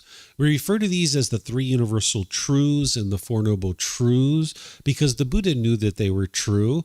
I know that they're true, and other people know that they're true as well. But in order for you to gain the benefit, you need to know that they're true. And that's why I'm teaching you, you should never believe anything that I say. Don't believe what I say. Don't believe what's in the books. Don't believe anything. Because remember, you need to get to wisdom. And you can't get to wisdom through belief. So I'm going to show you how to learn something, how to reflect on it, and how to practice it to be able to get to the truth, starting with these three universal truths. So as you understand this, you'll have the wisdom to understand the world around you. Because that's what the Buddha is teaching you. Not the way the world should be, but the way the world is. So the first thing he's teaching you is the universal truth of impermanence, where you can understand the world around you is impermanent. It's constantly changing. What this means is that there's conditioned objects in the world that arise, they change, and they fade away. These are called conditioned objects or impermanent. Anything that you can see, hear, smell, taste, anything that comes in contact with the body, or any thoughts or ideas that go through the mind, these are all impermanent. They're constantly changing. These are called conditioned objects. And everything in the world, in the material world, it's all impermanent. It's constantly changing. Now remember, this is a building block that you're going to need to understand for later. So right now I'm just kind of helping you to build this building block. So these are conditioned objects. There's also something called an unconditioned object. An unconditioned object does not arise, it doesn't change, and it doesn't fade away. The natural laws of existence are unconditioned objects. That's why the teachings of the Buddha are timeless. What he taught 2,500 years ago is exactly the same natural laws today because they're unconditioned. They don't arise, they don't change, and they don't fade away. And same thing with enlightenment. Once you get to the enlightened mental state, it is a permanent mental state. Your mind won't regress backwards. Once you eliminate the causes and conditions that are producing things like anger, you can never be angry ever again. It's physically impossible. If an enlightened being tried to become angry, they actually wouldn't be able to do it. It's physically impossible to experience anger by the time you get to enlightenment because it's a permanent mental state. So there's conditioned objects which arise, change, and fade away. And then there's unconditioned objects that don't arise, don't change, and don't fade away. The natural laws of existence are that way, and the enlightened mental state itself. So that's the intellectual part. That's the learning. That's the examination and investigation of the teachings. But now you move into reflection because you don't believe me. Don't believe what I share about the world. You need to independently verify it yourself. So through your reflection, you need to be able to look around the world to verify whether what I just shared with you is true or false. So what I encourage you to do is take things that you're familiar with, like this physical body, and ask yourself, is this body permanent? Meaning it's exactly the same and it's never changed, or is this body impermanent, meaning it's constantly changing? So what would you say? Is your body permanent or impermanent? Impermanent, right? It's been constantly changing ever since the egg and the sperm came together, right? That we came out of our mother's womb, we got taller, we get shorter, we get fatter, we get skinnier, we get gray hair, we get pimples and moles and wrinkles. We grow in teeth, and then those teeth fall out, and then they grow some more, right? And then we get cavities. This is all constant change with the physical body. Our hair gets longer, and then we cut it, and then it gets shorter, and now it gets longer again. This is the constant change with the physical body. What about your relationships? Are your relationships permanent, meaning you have all the same people in your life that you've always had in your life, or are your relationships impermanent, meaning people are constantly coming and going in and out of your life? They're coming and going, right? Your relationships are impermanent. What about your bank account? Is your bank account permanent or impermanent? You say impermanent? Yeah, it's impermanent, right? It's going up and down and up and down, right? Some people's goes up, up, up. That's impermanence, right? Some people's go down, down, down, down, down, down, down, down. That's impermanence too, right? So your bank account is impermanent. What about the weather? Is it permanent or impermanent? It's impermanent, right? Sun, rain, sleet, snow. Different places have different things. Tornadoes, hurricanes, typhoons, right? We could go on and on and on, right? You look out the window, you see green leaves in the tree, and you look down on the ground, there's brown leaves on the ground. That's impermanence. It's just change, right? The planks, the wood planks in the temple, some of them are longer, some of them are shorter, some of them are one color or another color, right? There's certain people that are in the class now. We started with just a few, and then some more people came and joined. This is just impermanence, just change. That's all it is, right? So there's going to be constant change in the world around you. This is a key understanding by the time we get to the Four Noble Truths. Then there's something called discontentedness. Discontentedness is the second universal truth. Now, some people refer to this as suffering. If you've been exposed to the teachings of the Buddha in other places, you might have heard the word suffering being used. I don't use this word because when you understand what the Buddha taught, you can understand that it's not the best word to use in translating this. The original word in the Pali Canon is the word dukkha. I'm going to explain to you guys what this is, and then I'm going to circle back and help you understand why I don't use the word suffering. So this word translates to discontent, discontented, or discontentedness. What the Buddha is describing here is that there's three feelings in the unenlightened mind. There's pleasant feelings, painful feelings, and feelings that are neither painful nor pleasant. The pleasant feelings are things like happiness, excitement, elation, thrill, exhilaration, euphoria. Feels very pleasant to experience those feelings. But then there's painful feelings like anger, sadness, frustration, and others, right? There's stress and anxiety, guilt and shame and fear. This is very painful to experience this. Then there's neither painful nor pleasant. I put boredom and loneliness here, but some people say that's very painful for them. So you could put that in the painful category if you like. But shyness is a good example of this, right? That it's not painful, it's not pleasant, it's neither painful nor pleasant. Or say you were on public transportation and somebody came that you didn't know and they sat really, really close to you and your body's touching their body. You might say, it's not painful, it's not pleasant, it's kind of uncomfortable. Maybe your mind is dissatisfied in that situation, right? So these are the three feelings that the unenlightened mind experiences: pleasant, painful, and neither painful nor pleasant. These are what's called conditioned feelings, that based on some condition, you will then experience a feeling. Right? So for example, the unenlightened mind, when it wakes up in the morning and it sees it's sunny outside, you might get so happy and excited. Yay, it's sunny. I'm going to go hiking today. There's this hiking trail that I've been interested to go on. I'm going to call all my friends. We're going to go out hiking. This is going to be a blast, right? So now you have conditioned pleasant feelings based on the condition that the sun is there, right? So now you go take a shower and you come out and it's raining. And now you're like, oh man, I can't go hiking. I'm so frustrated. I'm so angry. This is a conditioned feeling. If you allow your mind to get conditioned pleasant feelings, it's only a matter of time before you get the painful ones, because you're basing your inner feeling on some condition. And that condition is not permanent, right? So that's what an unenlightened mind experiences: the up and down and up and down and up and down. A unenlightened mind is going to experience that, but an enlightened mind is going to be peaceful and joyful all the time. So an enlightened being, when they woke up in the morning, they're already happy. Their mind's already joyful. It's unconditioned happiness, unconditioned joy. There doesn't need to be any condition met in order for there to be happiness in the mind.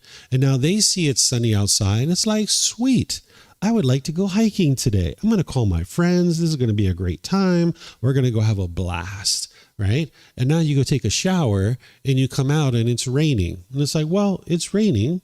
I guess I'm not going hiking today. I guess I'm going to maybe invite my friends over for food. We'll go out to the mall, or maybe I'll stay home and read a book. You can maintain your happiness because your happiness wasn't based on the sun. So that means when the sun's gone, you can still maintain your happiness. That's what an enlightened being is experiencing: unconditioned mental qualities. So an unenlightened being will experience these. So you need to be able to independently verify this for yourself, right? You know your mind is unenlightened. Is this what you experience? Do you experience conditioned feelings? That you have pleasant feelings, painful feelings, neither painful nor pleasant, based on some condition, right? Is there any feeling that you experience that doesn't fit into one of these three categories? And if there is, when we get to the question period, let me know and we can talk about it, right? So I describe this as discontent, discontented, or discontentedness, because you need to be able to see the conditioned pleasant feelings as just as much a part of the problem as the painful ones.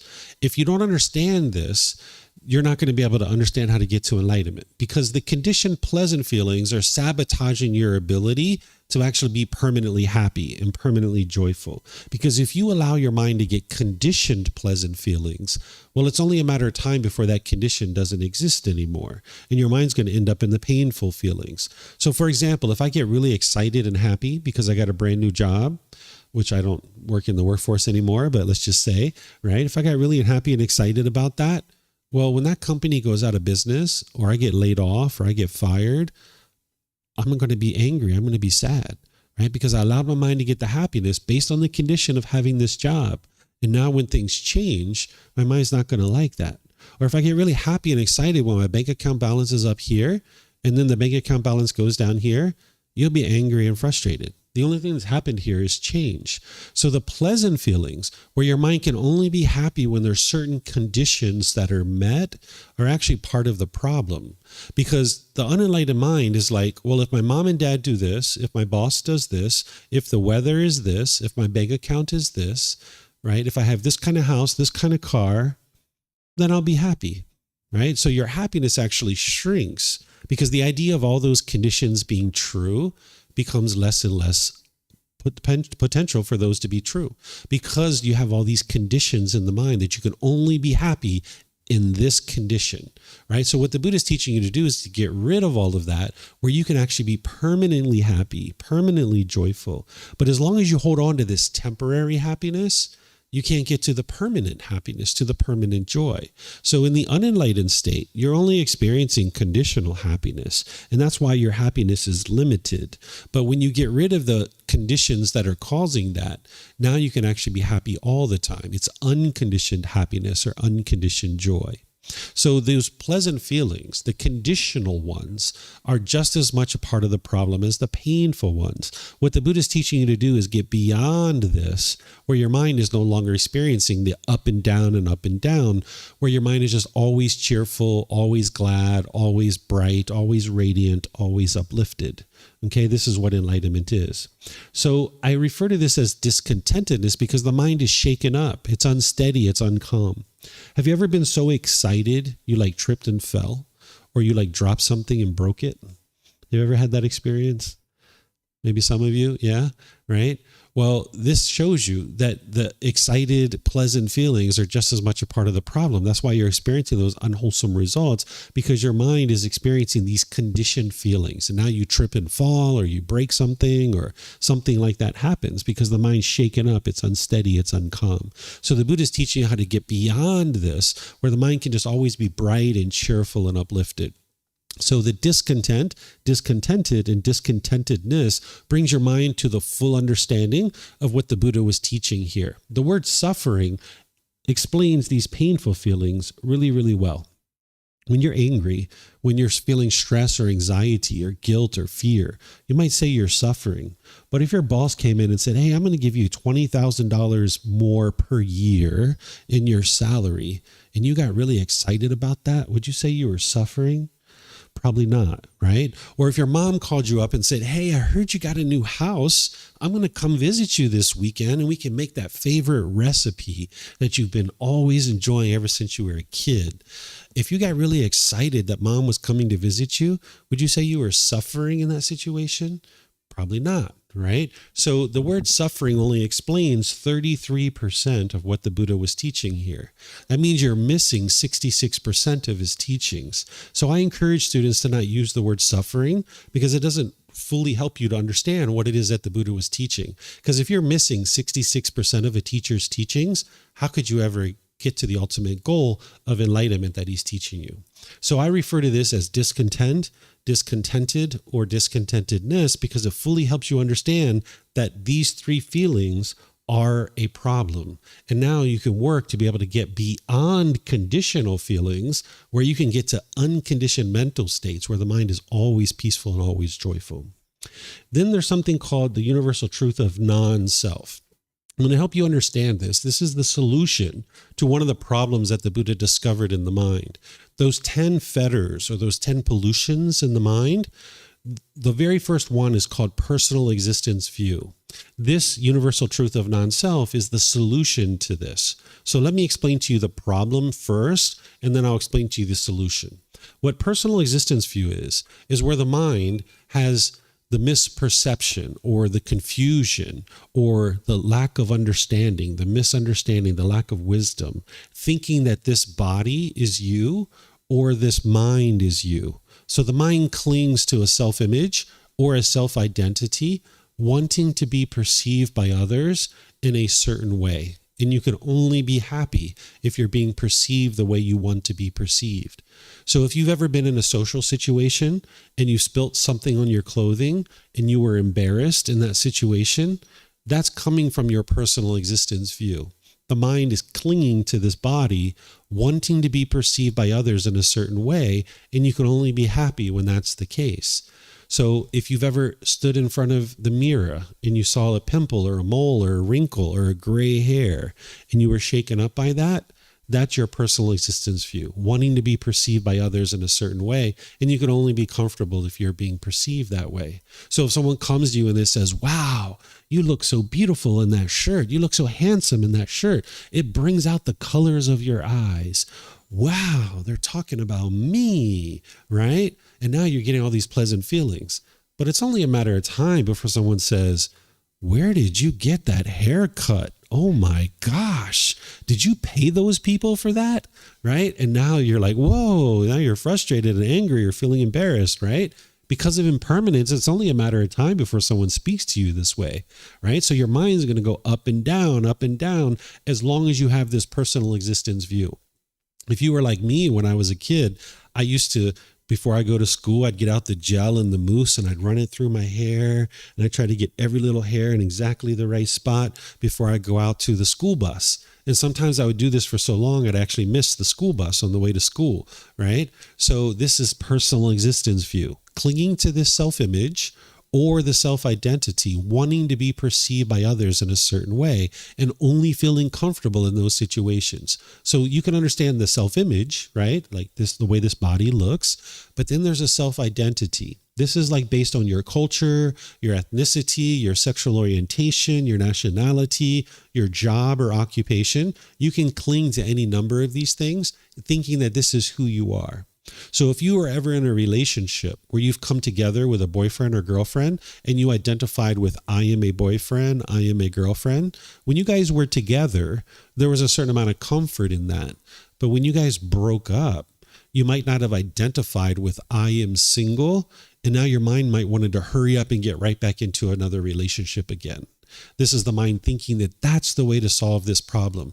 I feel uncomfortable here. And the way to solve that is hurry up and get back into another relationship so you can assume that identity. Or say that you were in a restaurant and somebody says, based on your nationality, a couple tables over, they say, all Americans are lovely and kind and warm and gentle. I've never heard this before, but maybe somebody might say this, right? So if you identify with I am American, now when you hear that, you're going to be like, wow, they're talking about me. But then it's only a matter of time, 2 tables over, someone's going to say all Americans are blah, blah, blah, blah, blah, right? And now if you identify that way, you're going to be frustrated and angry. Or say you had a job or occupation. Maybe you were a police officer and now you've been doing this for 10 or 15 or 20 years and you identify with I am a police officer. But now you get injured or you get fired and you can't do the job anymore. And now you're driving a taxi. But the mind is identifying with I am a police officer. And now when you retire or you're no longer doing that job, you really struggle because you feel like a part of you is missing. You don't feel whole anymore, right?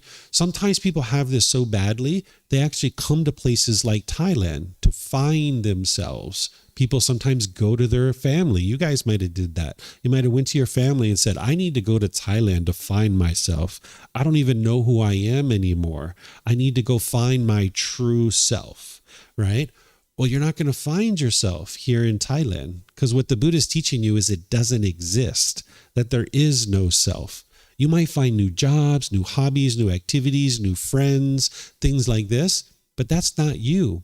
You might find those things, go back to your home country. Mom, Dad, I found myself. I feel so great. I found who I am. I know who I am again. But now 5 years later, when all that stuff changes, you don't know who you are again, right? So the Buddha is showing you not to cling to this body and not to cling to the mind, thinking that this is who you are, because all that stuff's going to change. And then you're not going to know who you are anymore. And you're going to notice that your mind goes up and down based on this. If someone says, wow, you're so beautiful, you'll get happy. But if someone says something opposite of that, then you'll get frustrated and angry. So the Buddha is teaching you that there is no self. This body is not you. This mind is not you. But the problem is that you've been accumulating this identity and this personal existence view all through your life. Ever since birth, you've been accumulating this. Each one of you were given a label at birth, just like me. I don't know your labels, but my label's David, right? And now we start having this personality that we assign to this. Or maybe you were born on a certain land, on a certain earth, and now you identify with I am Italian, or I am Brazilian, or I am Dutch, or any of this other I am Canadian, I am Israeli, any of this I am. Well, none of that stuff is you. But when you identify and adopt that into your mind, your government really likes that because now you're going to invest in the country. You're going to try to build it up. You're going to cheer for the sports teams. When you're watching sporting shows, you'll cheer for people from your country, right? Because you identify with that as who you are. So it's a matter of understanding that you're performing a certain role or you're in a certain role without allowing your mind to adopt it.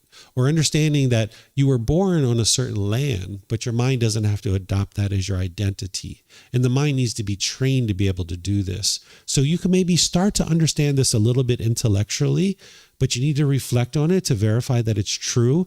And then you need to practice it to be able to strip this away so that then you can be peaceful and joyful. One time I came out of my house and I walked around the corner. I was going to the basketball court to spend time with my son. And my neighbor came out and he said, "Wow, David, you are so fat." I said, "Yep, sure am," and just kept on walking, right? Where at another time, I might have been angry. I might have been ready to fight this person, right?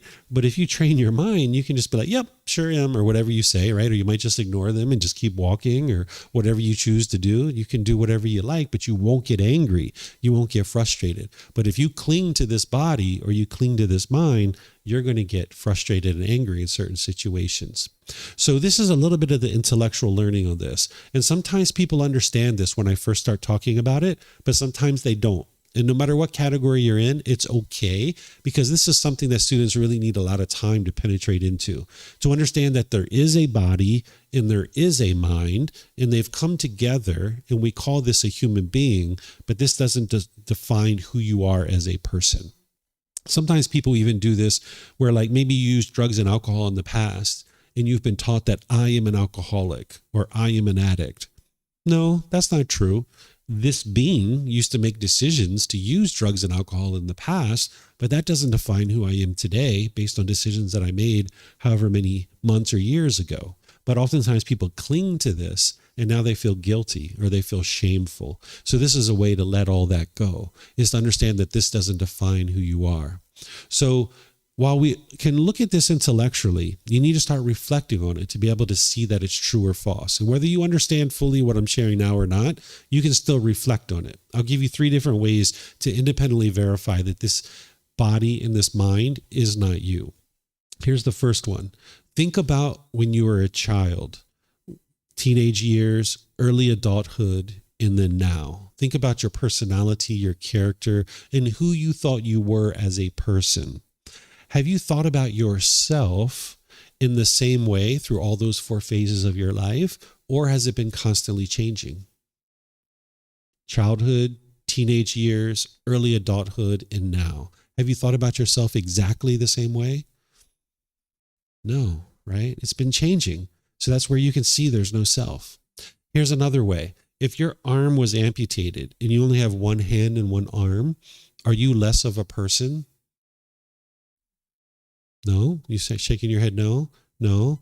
Right? You're saying no. So here you can see on an intellectual level, you understand this body is not you, because otherwise you would have answered that question differently, right? If this body is you and you have less body, then that means when I ask you the question, are you less of a person? You would say yes, because there's less body, so there's less me, so there's less of a person here. But you understand intellectually this body isn't you. But the personal existence view, the confusion, the lack of wisdom is that in the heat of the moment, when somebody says something, either positively or negatively about this body, you're either going to get pleasant feelings or you're going to get painful feelings, because your mind is clinging to this body with confusion, thinking that this body is who you are. When intellectually you can see that it's not true, that this body is not you. Here's another way. Point to yourself. Where are you? Can you point to yourself? Okay, that's common. People will point here. Yep, okay. Sometimes people will point here, point here. So what you need to look at is, what are you pointing to? Literally, what are you pointing to when you point like this? You're pointing to a shirt. Ask yourself, is that who you are? That shirt that you're wearing? Is that you? Like if we took off the shirt and we held it up and pointed to it, is that you? That shirt you're wearing? That's not you, right? Okay, so let's throw away the shirt. Where are you? And someone might point again. Well, what are you pointing to? You're pointing to skin. If we took off the skin and we held it up, is that you? That skin that you've got? Is that who you are as a person? That's not you, right? So let's throw that away. Where are you? Someone might point again, right? You've got ribs, you've got muscle tissue, you've got organs and fluid. None of those bits and pieces and parts are you, but the mind's going to keep clinging to it, thinking that this is who you are, because you've been accumulating this personal existence for your entire life, holding on to this, thinking that this is who you are, where in reality, all this is constantly changing. It's not permanent. So you can actually free yourself of the discontentedness, where you can take care of this body, understanding that it's wise to take care of it, but you're not clinging to it and wanting it to be permanent. Because the Buddha taught the middle way. If you're clinging to this body, wanting it to be permanent, when you see a wrinkle or a mole or a gray hair, you'll be frustrated or agitated or annoyed. But if you're all the way on the other side of this, where you could care less about this body and you don't take care of it, that's not going to create peace and joy either, because there's going to be a lack of health in the body. So you need to come to the middle, where you make wise choices about this body to maintain its health, all the while understanding that it's impermanent and it's constantly changing. Okay, so it's going to take time for you to be able to fully understand this and fully do what we call realize non-self, where you realize this body nor this mind is you and who you are. And that's where you can get more liberated and more free of these discontent feelings, because you're no longer going up and down based on people's comments about this body or any other number of things. So do you guys have any questions on any of these? Yeah, if you could get a mic back there in the white bowl, that way the people online will be able to hear.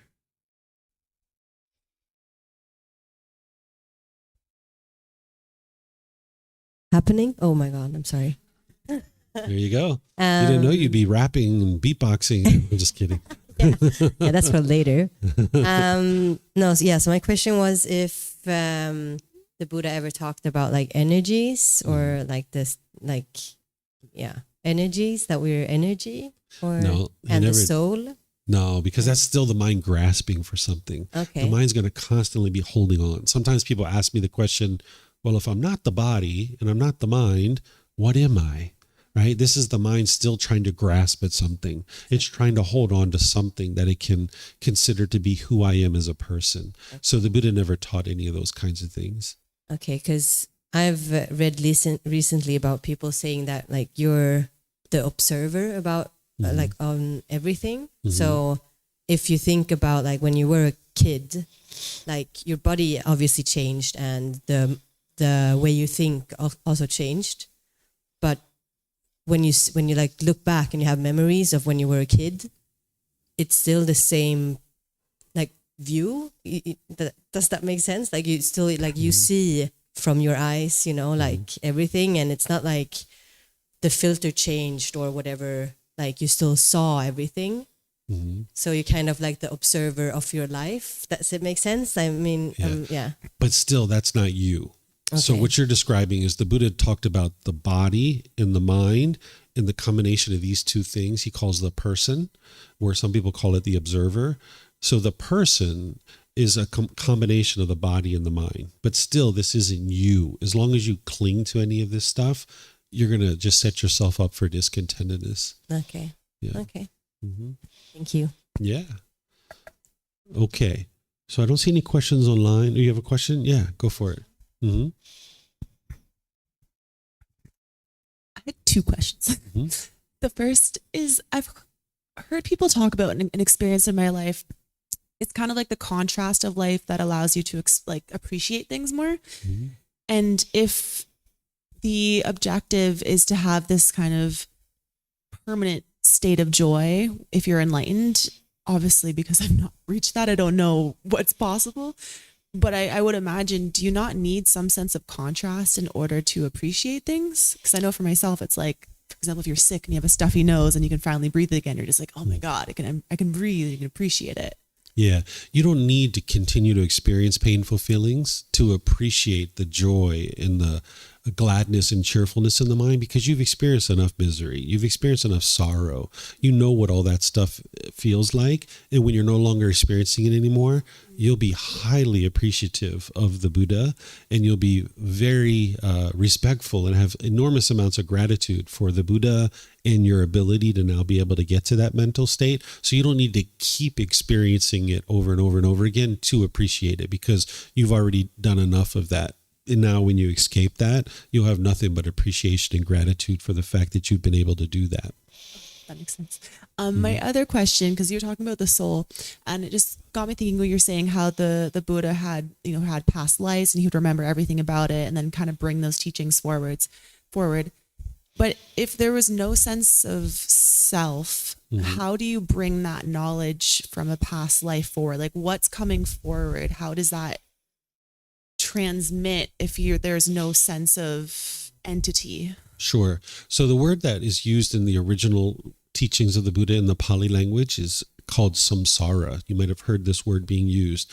And people usually translate that to the cycle of rebirth, but this isn't the best way to actually describe it. I still use the cycle of rebirth because that's what people are familiar with, but a better way to describe it is the cycle of new existence, because it's a completely new existence every single time, where there's a new body and a new mind every single time. The Buddha didn't teach that there is a soul, but he didn't teach that there isn't a soul either. He left it as an undeclared teaching, because the idea of a soul is opposite of impermanence, right? Because there's this idea of this permanent soul, and it's also opposite of the universal truth of non-self. So the way that things move from one life to the next is, if you think about a cardboard box, like say cardboard box A, in this cardboard box is the mind. And this cardboard box has a certain color, certain shape, certain size, certain texture, and it's a unique cardboard box. That represents the mind of person A. And inside that cardboard box are certain contents. And now at the end of this life, if there's still contents in the box, then when the box dissolves, because the mind is not permanent, when the mind dissolves, those contents need to find a new place. And now they go into cardboard box B, person B. There's this new mind, but it has contents from the previous cardboard box. And now that individual can be functioning through that memory.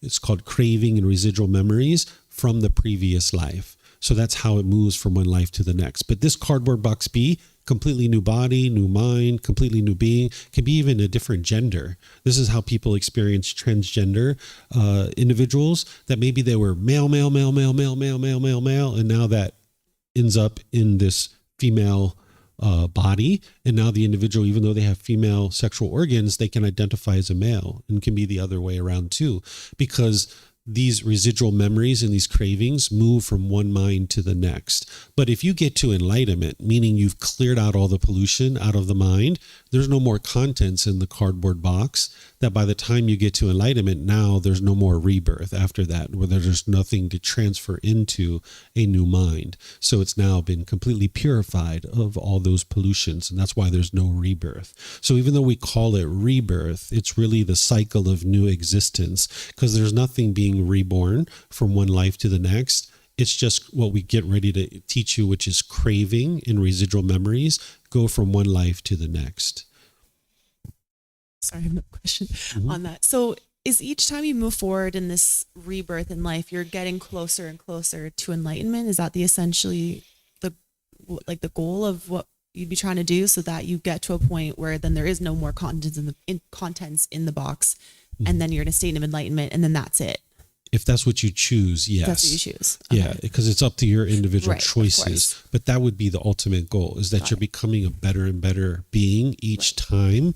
And now you're cultivating more and more wisdom. And once you cultivate all the wisdom in this world and you fully escaped out of the cycle of rebirth, there's no longer any rebirth after that.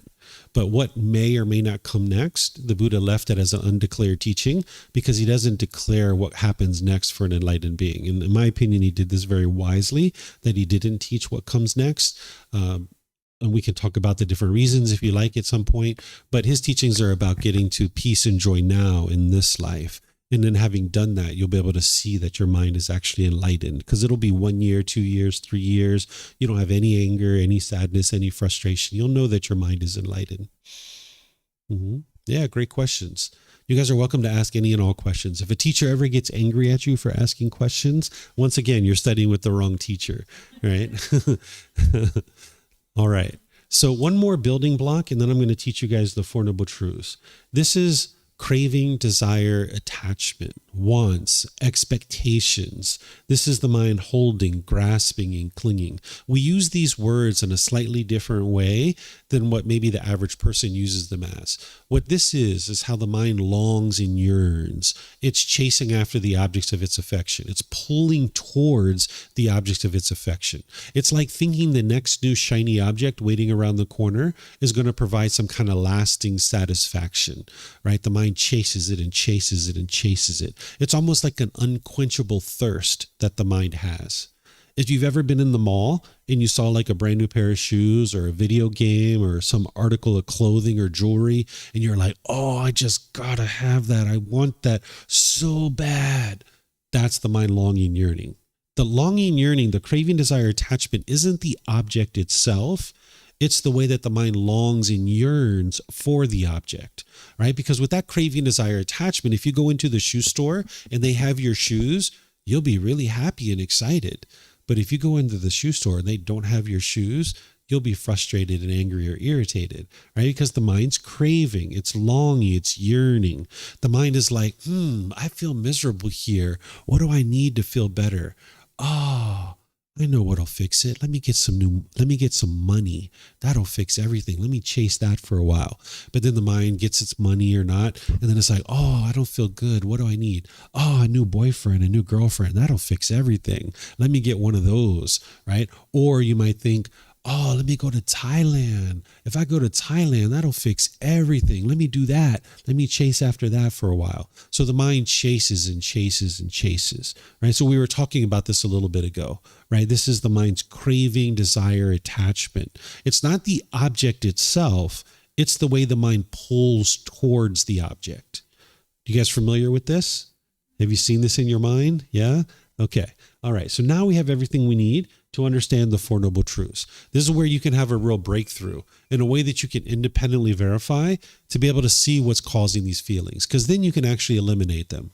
The first Noble Truth is explaining the problem. The problem that the Buddha discovered that each individual is experiencing is that they experience discontentedness, conditioned feelings. That's the problem, that your mind gets happy and excited and elated, but then you're angry and frustrated and irritated, but then you're lonely and bored and shy and embarrassed and disappointed, but then you're happy and excited again. And the mind's going up and down and up and down and up and down based on some condition. And this is a problem that the mind experiences. It can't just be permanently peaceful and permanently joyful, permanently glad and permanently bright and uplifted, because it's going up and down and up and down. This is the problem. The second Noble Truth is explaining the cause of that problem. Discontentedness is caused by our own cravings, desires, attachments, because the mind wants everything to be permanent when everything in the world is impermanent. I'm going to say that a few times and I'll give you some examples so you can see this. Discontentedness, those pleasant feelings, painful feelings, and neither painful nor pleasant, those conditioned feelings, it's caused by craving, desire, longing, yearning, chasing after the objects of your affection. Because the mind wants things to be permanent, when in reality, everything around you is impermanent. It's constantly changing, right? You live in an impermanent world, but the mind craves permanence, right? So think about maybe a boyfriend or girlfriend that you got together with. When you guys first got together, so happy, so wonderful. Oh my gosh, there's this new person showing you attention. They're calling you, they're checking in on you, they're sending you text messages. You're going to the movies, you're going to dinner, you're taking walks in the park, you're having great conversations. Things could not be better. You might even start having intimate contact where you're having sex with each other. Oh my gosh, everything's so wonderful, right? This is conditioned pleasant feelings. Where now over a period of time, you get to a point where you're angry, you're frustrated, you're irritated and annoyed. You don't like this person anymore. And you guys break up and now you're really frustrated and angry. It's not your love that's causing this. It's your mind's craving, desire, attachment. At the beginning of the relationship, you didn't have any expectations. You just wanted to get to know this person. That's it. You were just interested to get to know them. But over time, your expectations grew. You wanted them to do this and this and this and this and this and this, and they wanted you to do this and this and this and this and this, and you couldn't meet their expectations, and they couldn't meet your expectations, because that would be permanence. And now when you guys broke up, even though you might have chosen to do that, that's where you even become more angry and frustrated. You might have been lonely or bored. You might have been missing this person. That's because the mind's craving permanence. It's holding on to this person, wanting them to be permanent in your life. And for whatever period of time that you went where you were holding on, you were angry and frustrated or lonely or bored or missing this person. It happens too when someone dies, like maybe grandma or grandpa or mom or dad or brothers and sisters have died. You might have been grieving or sorrowful or sad. You're not a bad person. You haven't done anything wrong. It's just that the mind craves permanence. As long as grandma and grandpa are alive, your mind's getting what it wants and what it expects. But when you don't get that, the mind is experiencing the painful feelings because it's craving permanence. It doesn't realize that mom and dad, brothers and sisters, grandma and grandpa are all impermanent. Because they were born, they had to die. And the mind can only be happy when it gets what it wants. That's the craving, desire, attachment. You might have seen this at weddings. If you went to weddings where maybe people were crying and grieving at a wedding, right? All this is impermanence. Brother or sisters going off into the world. It's like, that's my brother. That's my sister. How dare you, right? Take my brother or sister. How dare you take my only child, right? So the person sitting there crying, again, they're not a bad person. It's not the love that's causing that grief at a wedding. It's the mind craving permanence. I thought this person was permanent in my life, and here they go off into the world with someone else. And now my mind has to confront that. Or if you've ever seen children get dropped off at school, or if you can remember when you got dropped off at school, mom and dad might have been crying, or you might have been crying, right? Because baby thought, or even as a university student, you got dropped off at school, your parents or you thought this was permanent. And here you go off into the world. Well, if it was love that was causing these tears, wouldn't love be, I would like my kid to be educated. Send them off to school. This is wonderful. Send them off to school. But that's not what happens. Is the mind is attached. It's holding on. It's craving permanence. So the child and or the parents can be very discontent when they're going off to school. Here's another example that doesn't involve relationships. Maybe you can see it more clearly. Say you got a brand new car. This is like the car you've been saving for, the perfect car you've always wanted to have. And now you drive it off the parking lot of the dealership, and people are like, wow, look at her. She's so successful. Wow, look at him. He's got such a nice car. And you're driving your car feeling so proud, and you park it at the store, and you go inside, and you come outside, and there's a scratch on your car. Oh, you might be crushed by this, right? Well, if you're angry or frustrated, it's not the scratch that's causing that.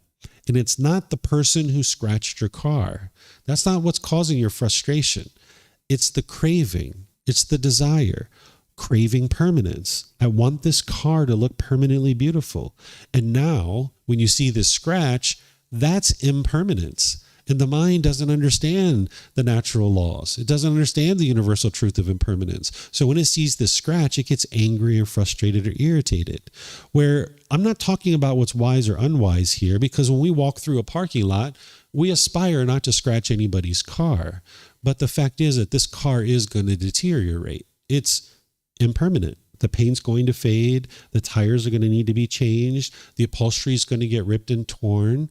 It's going to deteriorate. And if you crave permanence, when you experience this, your mind's going to have struggles and difficulties with it, right? So it's not the outside world that's causing these discontent feelings. It's the craving, desire, attachment. It's the longing, yearning for permanence, right? So what I'm teaching you here is that it's your own mind that's causing these feelings. It's not the outside world. No matter what you firmly believe now, you can penetrate into this and see the truth for yourself. So I'm going to invite you to do that right here, to independently verify what it is that I'm sharing with you. Because I just gave you 2 examples, and I can give you countless examples, but you need to see it for your own life. Take a recent situation where you've been angry or frustrated or irritated or annoyed. It could have been this morning or yesterday or last week. Look at that situation with these fresh eyes. Because at the time, you might have been trying to blame somebody else, because that's what the mind typically does. It tries to blame other people because it can't be you. You can't have a problem. It's everyone else that's got the problem, right? So that's your ego that's doing that to you, right? So look at this with the fresh eyes. What was it that you were longing, yearning for, that you were craving? And if you would have gotten it, you would have been happy. You would have had pleasant feelings. You would have been excited. But because you didn't get what you wanted, the mind was angry or frustrated or irritated or annoyed or some other discontent feeling. If you have trouble seeing this, let me know, because I'm going to pause for questions here in a moment, and you can let me know, because students oftentimes have trouble seeing this. I had a student one time, after learning with me for a few months, they contacted me. They're like, David, I need your help. I was like, all right, what do you got? They're like, I know that you teach that it's my own mind that's causing these feelings, but I'm sure it's not my mind. It's my wife that caused these feelings. I was like, really? What happened? They were like, I went to work the other day and my house looked beautiful. And when I came home after working a really hard day at work, she had a craft project all over the house. And it was a mess. And when I walked in, I got frustrated. How did my mind cause this? I wasn't even there. She's the one who caused these feelings because she's the one who messed up the house. I was like, sorry, it's actually your own mind, right? Because your mind craved permanence. You were expecting this house. You were wanting and expecting this house to look exactly the same when you came home as when you went to work. And when you came home, all you experienced was impermanence, that it just looked different. That's it, right? So you can see here that the person's mind was craving permanence. They wanted their house to look exactly the same way when they came home.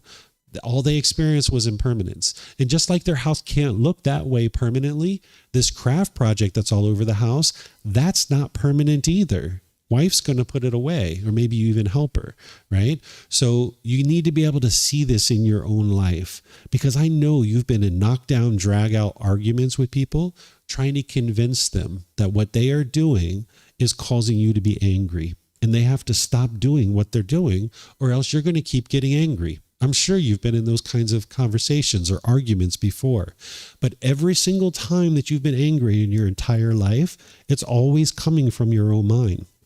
I'll give you one more example. Think back to when we were children. We were like, Mommy, Daddy, can I have chocolate and ice cream? They're like, sure, little David, here's your chocolate and ice cream. Ah, thank you, Mommy and Daddy. You're the best Mommy and Daddy ever. Right? You're licking your ice cream, having a good time with your chocolate. And then the second day comes around, you're like, Mommy, Daddy, can I have chocolate and ice cream? Sure, here you go. Here's your chocolate and ice cream. Ah, you're the best Mommy and Daddy ever.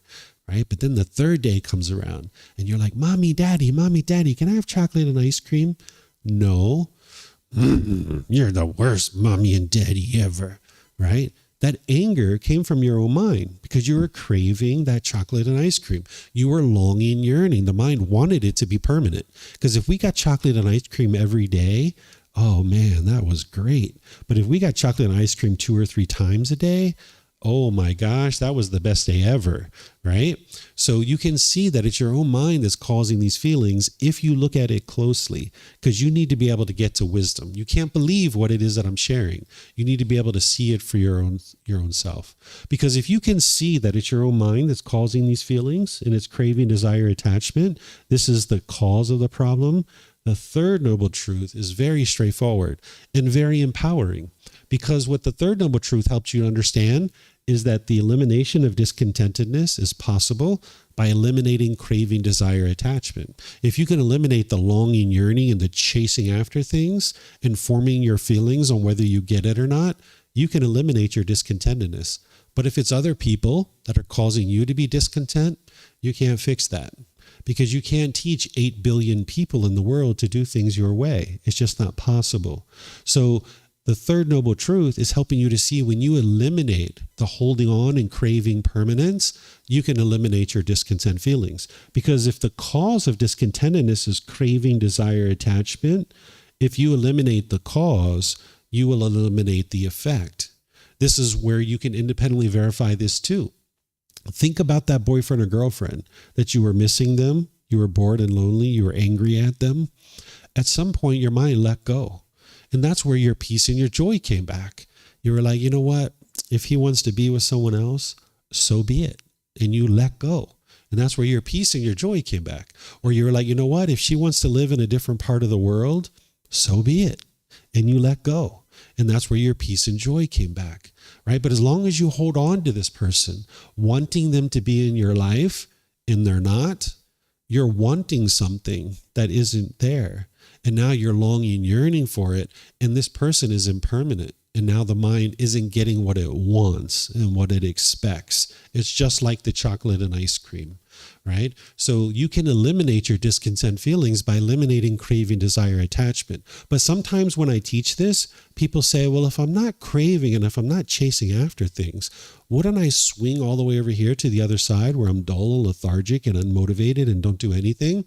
Well, you might, but that's not what the Buddha is teaching you. The Buddha is teaching you to come to the middle, where you can gradually pursue things as a goal, objective, or interest. But the mind may swing like this back and forth for a while until you hone in more and more on pursuing things with ambition and enthusiasm. But you do that through wise decision making, not through chasing. Because these cravings, they will exhaust you. You will feel utterly exhausted at the end of your day when you're chasing. Or that craving will burn out, and then you'll be unmotivated and you'll be completely feeling lazy and lethargic and dull. The mind will swing like that. But that's not what the Buddha is teaching you. He's teaching you to come to the middle where you can gradually pursue things as a goal, objective, or interest through wise decision making. But the mind doesn't know how to do this in the unenlightened state. You need to learn how to do this. And that's what the fourth noble truth is explaining to you. The path to eliminating discontentedness is the Eightfold Path. This is the complete, perfect plan that's going to teach you how to eliminate your cravings, desires, attachments, so that you can pursue things as a goal, objective, or interest. And it starts with right view. What right view is to understand that it's your own mind that's causing these feelings. You need to be able to see that, because as long as you think it's other people, you will never be able to fix this. So with right view, you're understanding that it's your own mind, but you need to be able to penetrate this and see the truth for yourself. If you have wrong view, which is what you've had up until now, you might be blaming other people for the feelings that you experience. This is very common. We all do it, right? Because our ego's in there telling us that we're right and everybody else is wrong. But you can penetrate into this and see the truth for yourself of what is really true. And then when you see that, you can't unsee it. And now with right view, that's the foundation that you build everything else on top of. Right intention, right speech, right action, right livelihood, right effort, right mindfulness, and right concentration. Slowly but surely, you can learn each one of these and you can dial this in closer and closer to your life. The way you might think about it is if you had a sound system that had 8 individual dials and you were to tweak those 8 individual dials, you'd get a better and better quality sound out of your speakers. Well, the mind is the same way. These are the 8 dials that you're tweaking. And as you tweak these, your mind performs better and better and better until you experience the peace and joy more and more. Those qualities are coming in. So it's not like one day you're unenlightened or 1 minute you're unenlightened and the next minute you're enlightened. It's not like that. The mind is gradually experiencing more and more improvement, and the qualities of enlightenment are shining through more and more through gradual training, gradual practice, and gradual progress. So this is the complete, perfect plan that's going to guide you to be able to experience this. But it all starts with right view. What right view is to understand that it's your own craving, desire, attachment that's causing these discontent feelings. So what I would encourage you to do is now and forever, whenever your mind is discontent, look inward. What the mind's going to want to do is look outward. It's going to want to blame other people. But if you can start reflecting and looking inward and say, what am I craving here? What am I longing, yearning for here? That the mind is either getting and it's happy and excited about that, or it's not getting and it's experiencing painful feelings like anger, sadness, and frustration. Where you need help with this, you can reach out to me and I'll help you. Because just like all the other skills and abilities that you need to learn, you need to be able to learn this to be able to look inward and be introspective and reflect on what it is that's causing causing these feelings. That's why that student contacted me and said, David, I need your help here. I need to figure this out. And there's going to need to be help with that for maybe 2 or 3 or 4 times. But then over time, you'll be able to figure this out on your own, and you'll be able to see your own cravings, desires, attachments. So I'm going to stop here and see if you guys have any questions on this to be able to help you to be able to see the truth on this. So if you guys could use the mics here or online, you guys can put that into Facebook, YouTube, or in Zoom.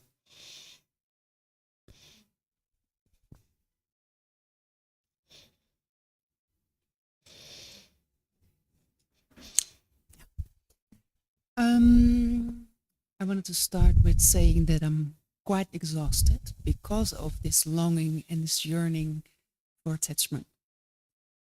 Not in material things, but in persons, loved ones, situations. And now I feel more like, okay, if I'm not going to be attached to all these wonderful feelings like being in love or experience traveling, it's, yeah, you said it already, it's kind of dull. And I feel like I want it. I feel actually a bit ashamed that I want those beautiful feelings. And there's a bit of shame also that I don't want the sad ones. Yeah. So I like the highs. Of course. Please. Can I order that? Unfortunately, you can't press a button and get it, but you can train your mind to get to the point where you're only experiencing peace and joy and happiness. But it's important that you see that love is not a feeling. Feelings go up and down. People oftentimes misunderstand love and they think it is a feeling, but that's not love. That's if you're falling in love with people and out of love with people, that's not actually love. That's this person's meeting my expectations. They're doing what I want. So I will say I love them and I will treat them like I love them. But when they stop doing things my way, I don't love them anymore. I'm going to stop treating them that way. That's actually not love. That's the craving, desire, attachment. That's the selfishness. What you would like to get to is unconditional love, where you love people unconditionally, understanding that you're going to disagree with their choices and decisions, but that's separate from the person themselves, that you can love the person while disagreeing with their choices and decisions. Sometimes people think that they can only love someone if they do this, make decisions the same way as you, right? But if you only love people who make the same decisions as you, there's only one person in the world that makes decisions your way. Do you know who that is? Who's the one person? Yeah, yourself, right?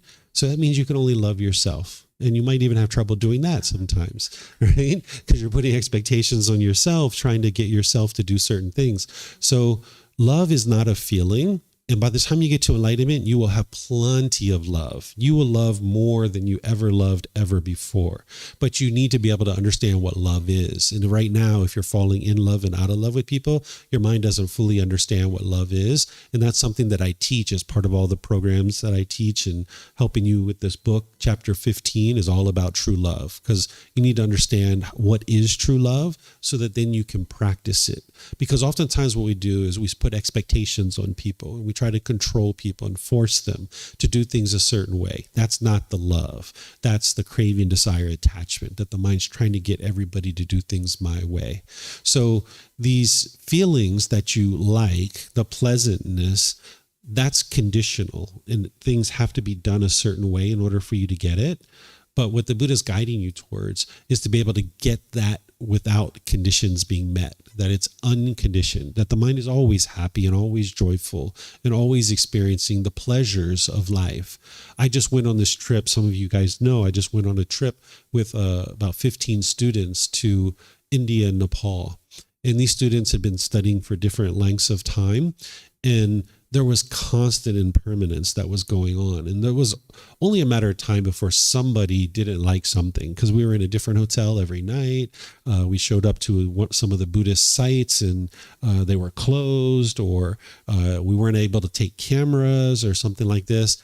And if people had cravings, then they experienced discontentedness, right? So all the way through this trip, they had a great time. They all said they had more fun than they even thought that they were going to have.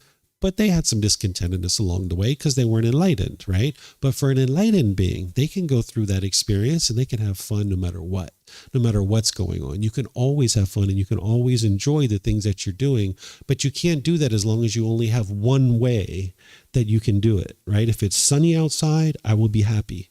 If I can get into that park, then I will be happy. But if the gate's locked, I can't be happy. I'm going to be frustrated here. And because of impermanence, your mind's only a matter of time before you don't get something that your mind is working towards. So you need to be able to train your mind to be bright and cheerful and uplifted, whether you're getting what you want or not. But as long as you're chasing with craving, you're having this longing, yearning, and it's only a matter of time before you don't get something that you want. So some of these places that we showed up to on the Buddhist retreat, the Buddhist pilgrimage tour, they were closed. Or they said that you couldn't bring in cameras, because of certain terrorist concerns. You couldn't bring in bags and you couldn't bring in cameras. You just have to go and look, right? So you can train your mind to be peaceful and joyful no matter what. But that's where the Eightfold Path comes in.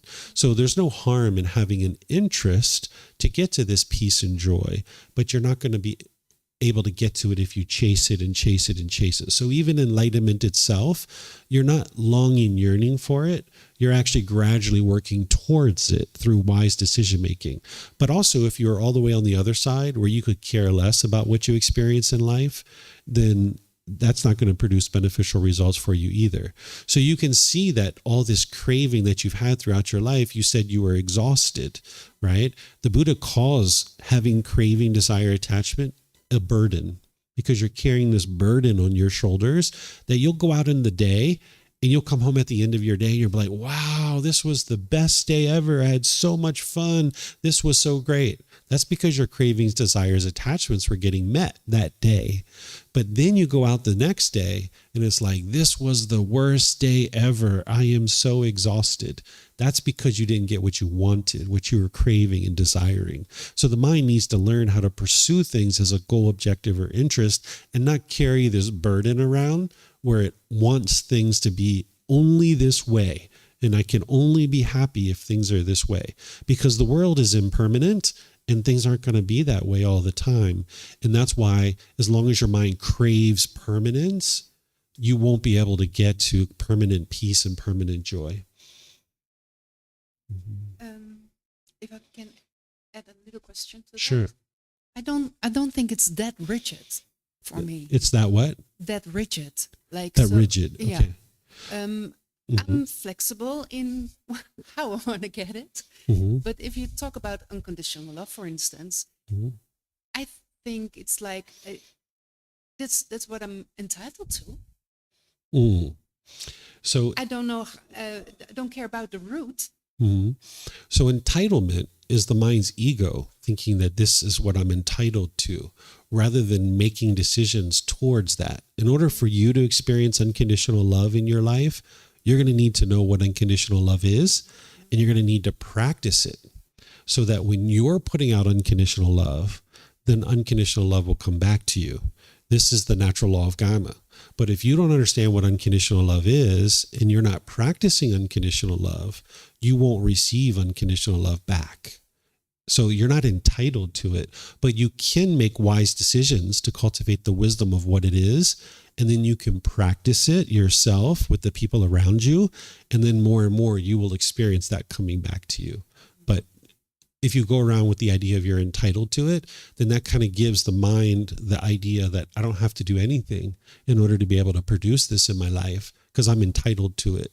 Whereas if you understand that you're not going to be able to accomplish anything in your life without making decisions towards that with wise decisions, now you understand that, oh, I need to cultivate the wisdom of what true love is. And now I need to practice that with the people around me, and I need to do that for an extended period of time. And now I will receive true love from others because I'm now practicing it. And then when people are practicing true love with you, you'll be able to identify it. Because if you don't know what true love is, when people are practicing true love with you, you won't actually be able to identify it and actually see that that's what that is. It's beautiful. Thank you. Mm-hmm. I have a question, because you'd mentioned the pursuit of goals, And I'm having a hard time kind of understanding what that kind of looks like in practice to pursue goals through wise decision making, but it not be yearning. Sure. So just like love, oftentimes people misunderstand love, what they think of as love. It's actually craving, desire, attachment, masquerading as love. Same thing is true with goals. That some people will say, I have this goal, and if I get my goal, I'm happy, and if I don't get it, I'm sad or frustrated. That's not actually a goal. That's a craving, desire, attachment masquerading as a goal. A true goal, you can work towards it through wise decision making, and if you accomplish it, great, you're fine with that. But if you don't accomplish it, you can maintain your joy. So if you're like 80% of the way towards your goal, and you're like, I haven't met my goal yet, you know what? I could give myself more time here, and then I maybe can accomplish that goal. Or I could add more resources that'll help me to be able to accomplish that goal. Or you know what? 80% is just fine, actually. I don't need to go any further. That's everything I need right there. And now you can maintain your joy and your peacefulness. But if you can only be happy when you get it and you're sad when you're not, that's not a goal. So you need to learn how to work towards a goal through wise decisions, understanding that you're not going to always meet your goals because of impermanence. You're not going to always meet them. But if you put this expectation on yourself, this burden that you're carrying, that you have to meet your goal, now you'll be very disgruntled when you're not accomplishing what you'd like to accomplish. You know, the Buddha had this huge, enormous goal. His goal was that his teachings would reach the entire world. That was his goal.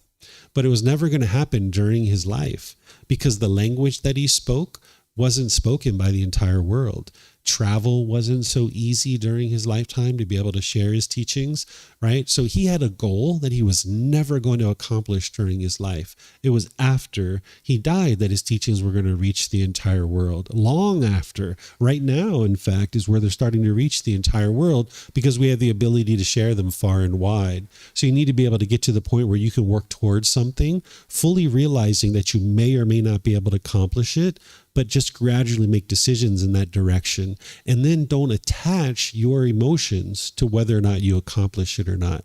Be able to maintain your joy. And one of the things I used to do to train my mind to do this is I used to actually set goals for myself that I knew that there was no way that I could ever accomplish it. And then I would work towards it. And then ultimately I wouldn't be able to accomplish it. And I would just have to be like, all right, well, I'm not going to go forward with that. And I did that multiple times before I was able to train my mind to work towards a goal without actually attaching my feelings to whether I accomplish it or not. So you can do that. You can set a goal like super high for yourself that you know there's no way. Like maybe by the end of this year, you're going to have $1 million in your bank account. Maybe some of you guys already have $1 million in your bank account. I don't know. But whatever it is, set it like really high, right? Or you're going to have X, Y, Z in this amount of time frame. And then work towards that, fully realizing that you most likely are not going to achieve it, but then just work towards a certain goal. And you can do that without longing, yearning, and chasing and forming your feelings on whether you get it or not. Mm-hmm. Okay, so I don't see any other questions. So I'm going to end class pretty much where I started it, kind of towards the beginning, where I'll just share with you guys what are the teachings of the Buddha. The teachings of the Buddha are to heal from what hurt you so that you never need to hurt ever again. That's what his teachings are for. But what's hurting you is not the outside world. That's what people typically think. And they go around and they try to change the outside world. It doesn't mean that things that are happening in the world are 100% wise, because there's truly unwise things that are happening in the world. But if you attach your happiness to what's going on in the world, you will never be happy because the world's constantly changing. Sometimes there's wars. Sometimes there's no wars. Sometimes you're going to see children that are in poverty and lacking food and medical care, and sometimes not. This is all impermanence. So there's training that you can do here. Now, and there's certainly things that we can do in the world to be able to help the people around us. But if you're not prioritizing your own training, your own development of your mind, then you're not truly having loving kindness for this being who you are. Your mind is the boss. Your body is the employee. The mind is like the CPU of the computer. And if the CPU is not performing well on the computer, the whole computer doesn't work well. So it's the same kind of thing that you might have actually been taught to clean this body growing up as a child. And initially, you had difficulties with that. You didn't want to clean the body. You wanted to play. You wanted to have fun. You wanted to go out and do all these other things. But by the time of 10, 12, 14 years old, you really enjoyed cleaning the body. You might actually sit in the shower, stand in the shower, and really enjoy that hot water each morning or each evening, right? Well, that's because you see the benefits of it. And now you enjoy walking around like, I like this clean body. It feels pretty good to walk around with a clean body. Well, if you've only been cleaning the body and that's what you grew up learning and you didn't learn how to clean the mind, that's why you walk around and you're uncomfortable. Because if you went around for a few days, a few weeks, a few months, or a few years without cleaning this body, how uncomfortable would you feel? Right? So if you've been going around the world without cleaning your mind, this is why you feel uncomfortable in certain situations, the stress, the anxiety, and other feelings like this, the guilt and the shame and the fear. So the teachings of the Buddha are to heal from what hurts you so that you can do this inner work to heal. And if you didn't learn the wisdom of how to train your mind growing up as a child, then now you're in a place where you can actually learn that. Whether you're here in Thailand or you travel, you can learn no matter where you are. With modern technology, we do live streams, we have podcasts, we have videos and books.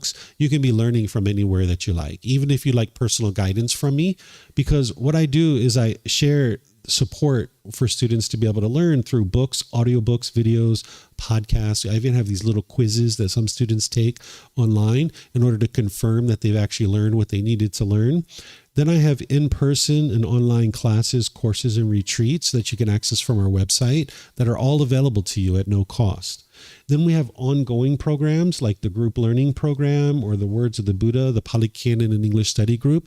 We're actually restarting both of these right now. So tomorrow morning at 9 a.m. and 9 p.m., I'm going to be starting this program from the very beginning. I've taught it like 9 or 10 times, but we just happen to be starting it from the beginning tomorrow. So this is a program that each Sunday, I just teach for like an hour and a half or so, little by little by little, over a 7-month period, where I gradually walk you through this first book, Developing a Life Practice, The Path That Leads to Enlightenment, and it'll help you build all the foundation that you need in order to be able to start progressing on the path to enlightenment. And you'll start seeing improvement to the condition of your mind in your life as you're gradually learning in this program. So you can get this book for free from our website.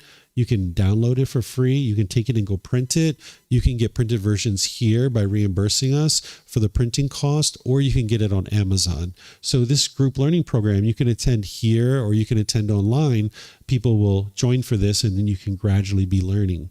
The Pali Canon and English Study Group is on Saturdays, and that's usually a program that students move into after they've got more of a foundation. So even though we're restarting that on the 10th of January, I recommend people to start with either the group learning program or the in-person and online classes, courses, and retreats. Like I'm teaching one of those on Monday from 9 a.m. to 3 p.m., Monday through Friday. I'm going to be teaching that, and that's where I recommend for people to start.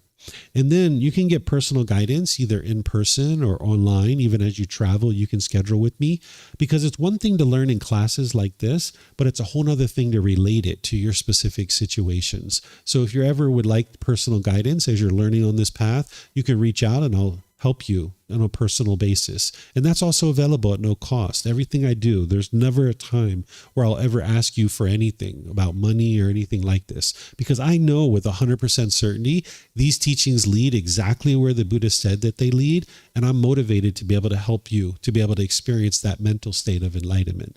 So you can get personal guidance either in person or online. And then we have a Facebook group where students will ask me questions, and then I will reply to them in there. Nobody else answers your questions. It's only me. It's more like an online classroom where students are asking questions and getting help. So some students ask questions.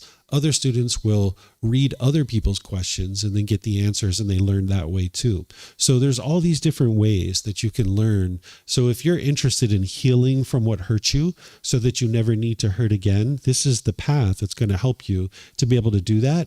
And I offer it completely free and available at no cost, so you can see that my intentions are pure and there's no interest in anything other than to help you.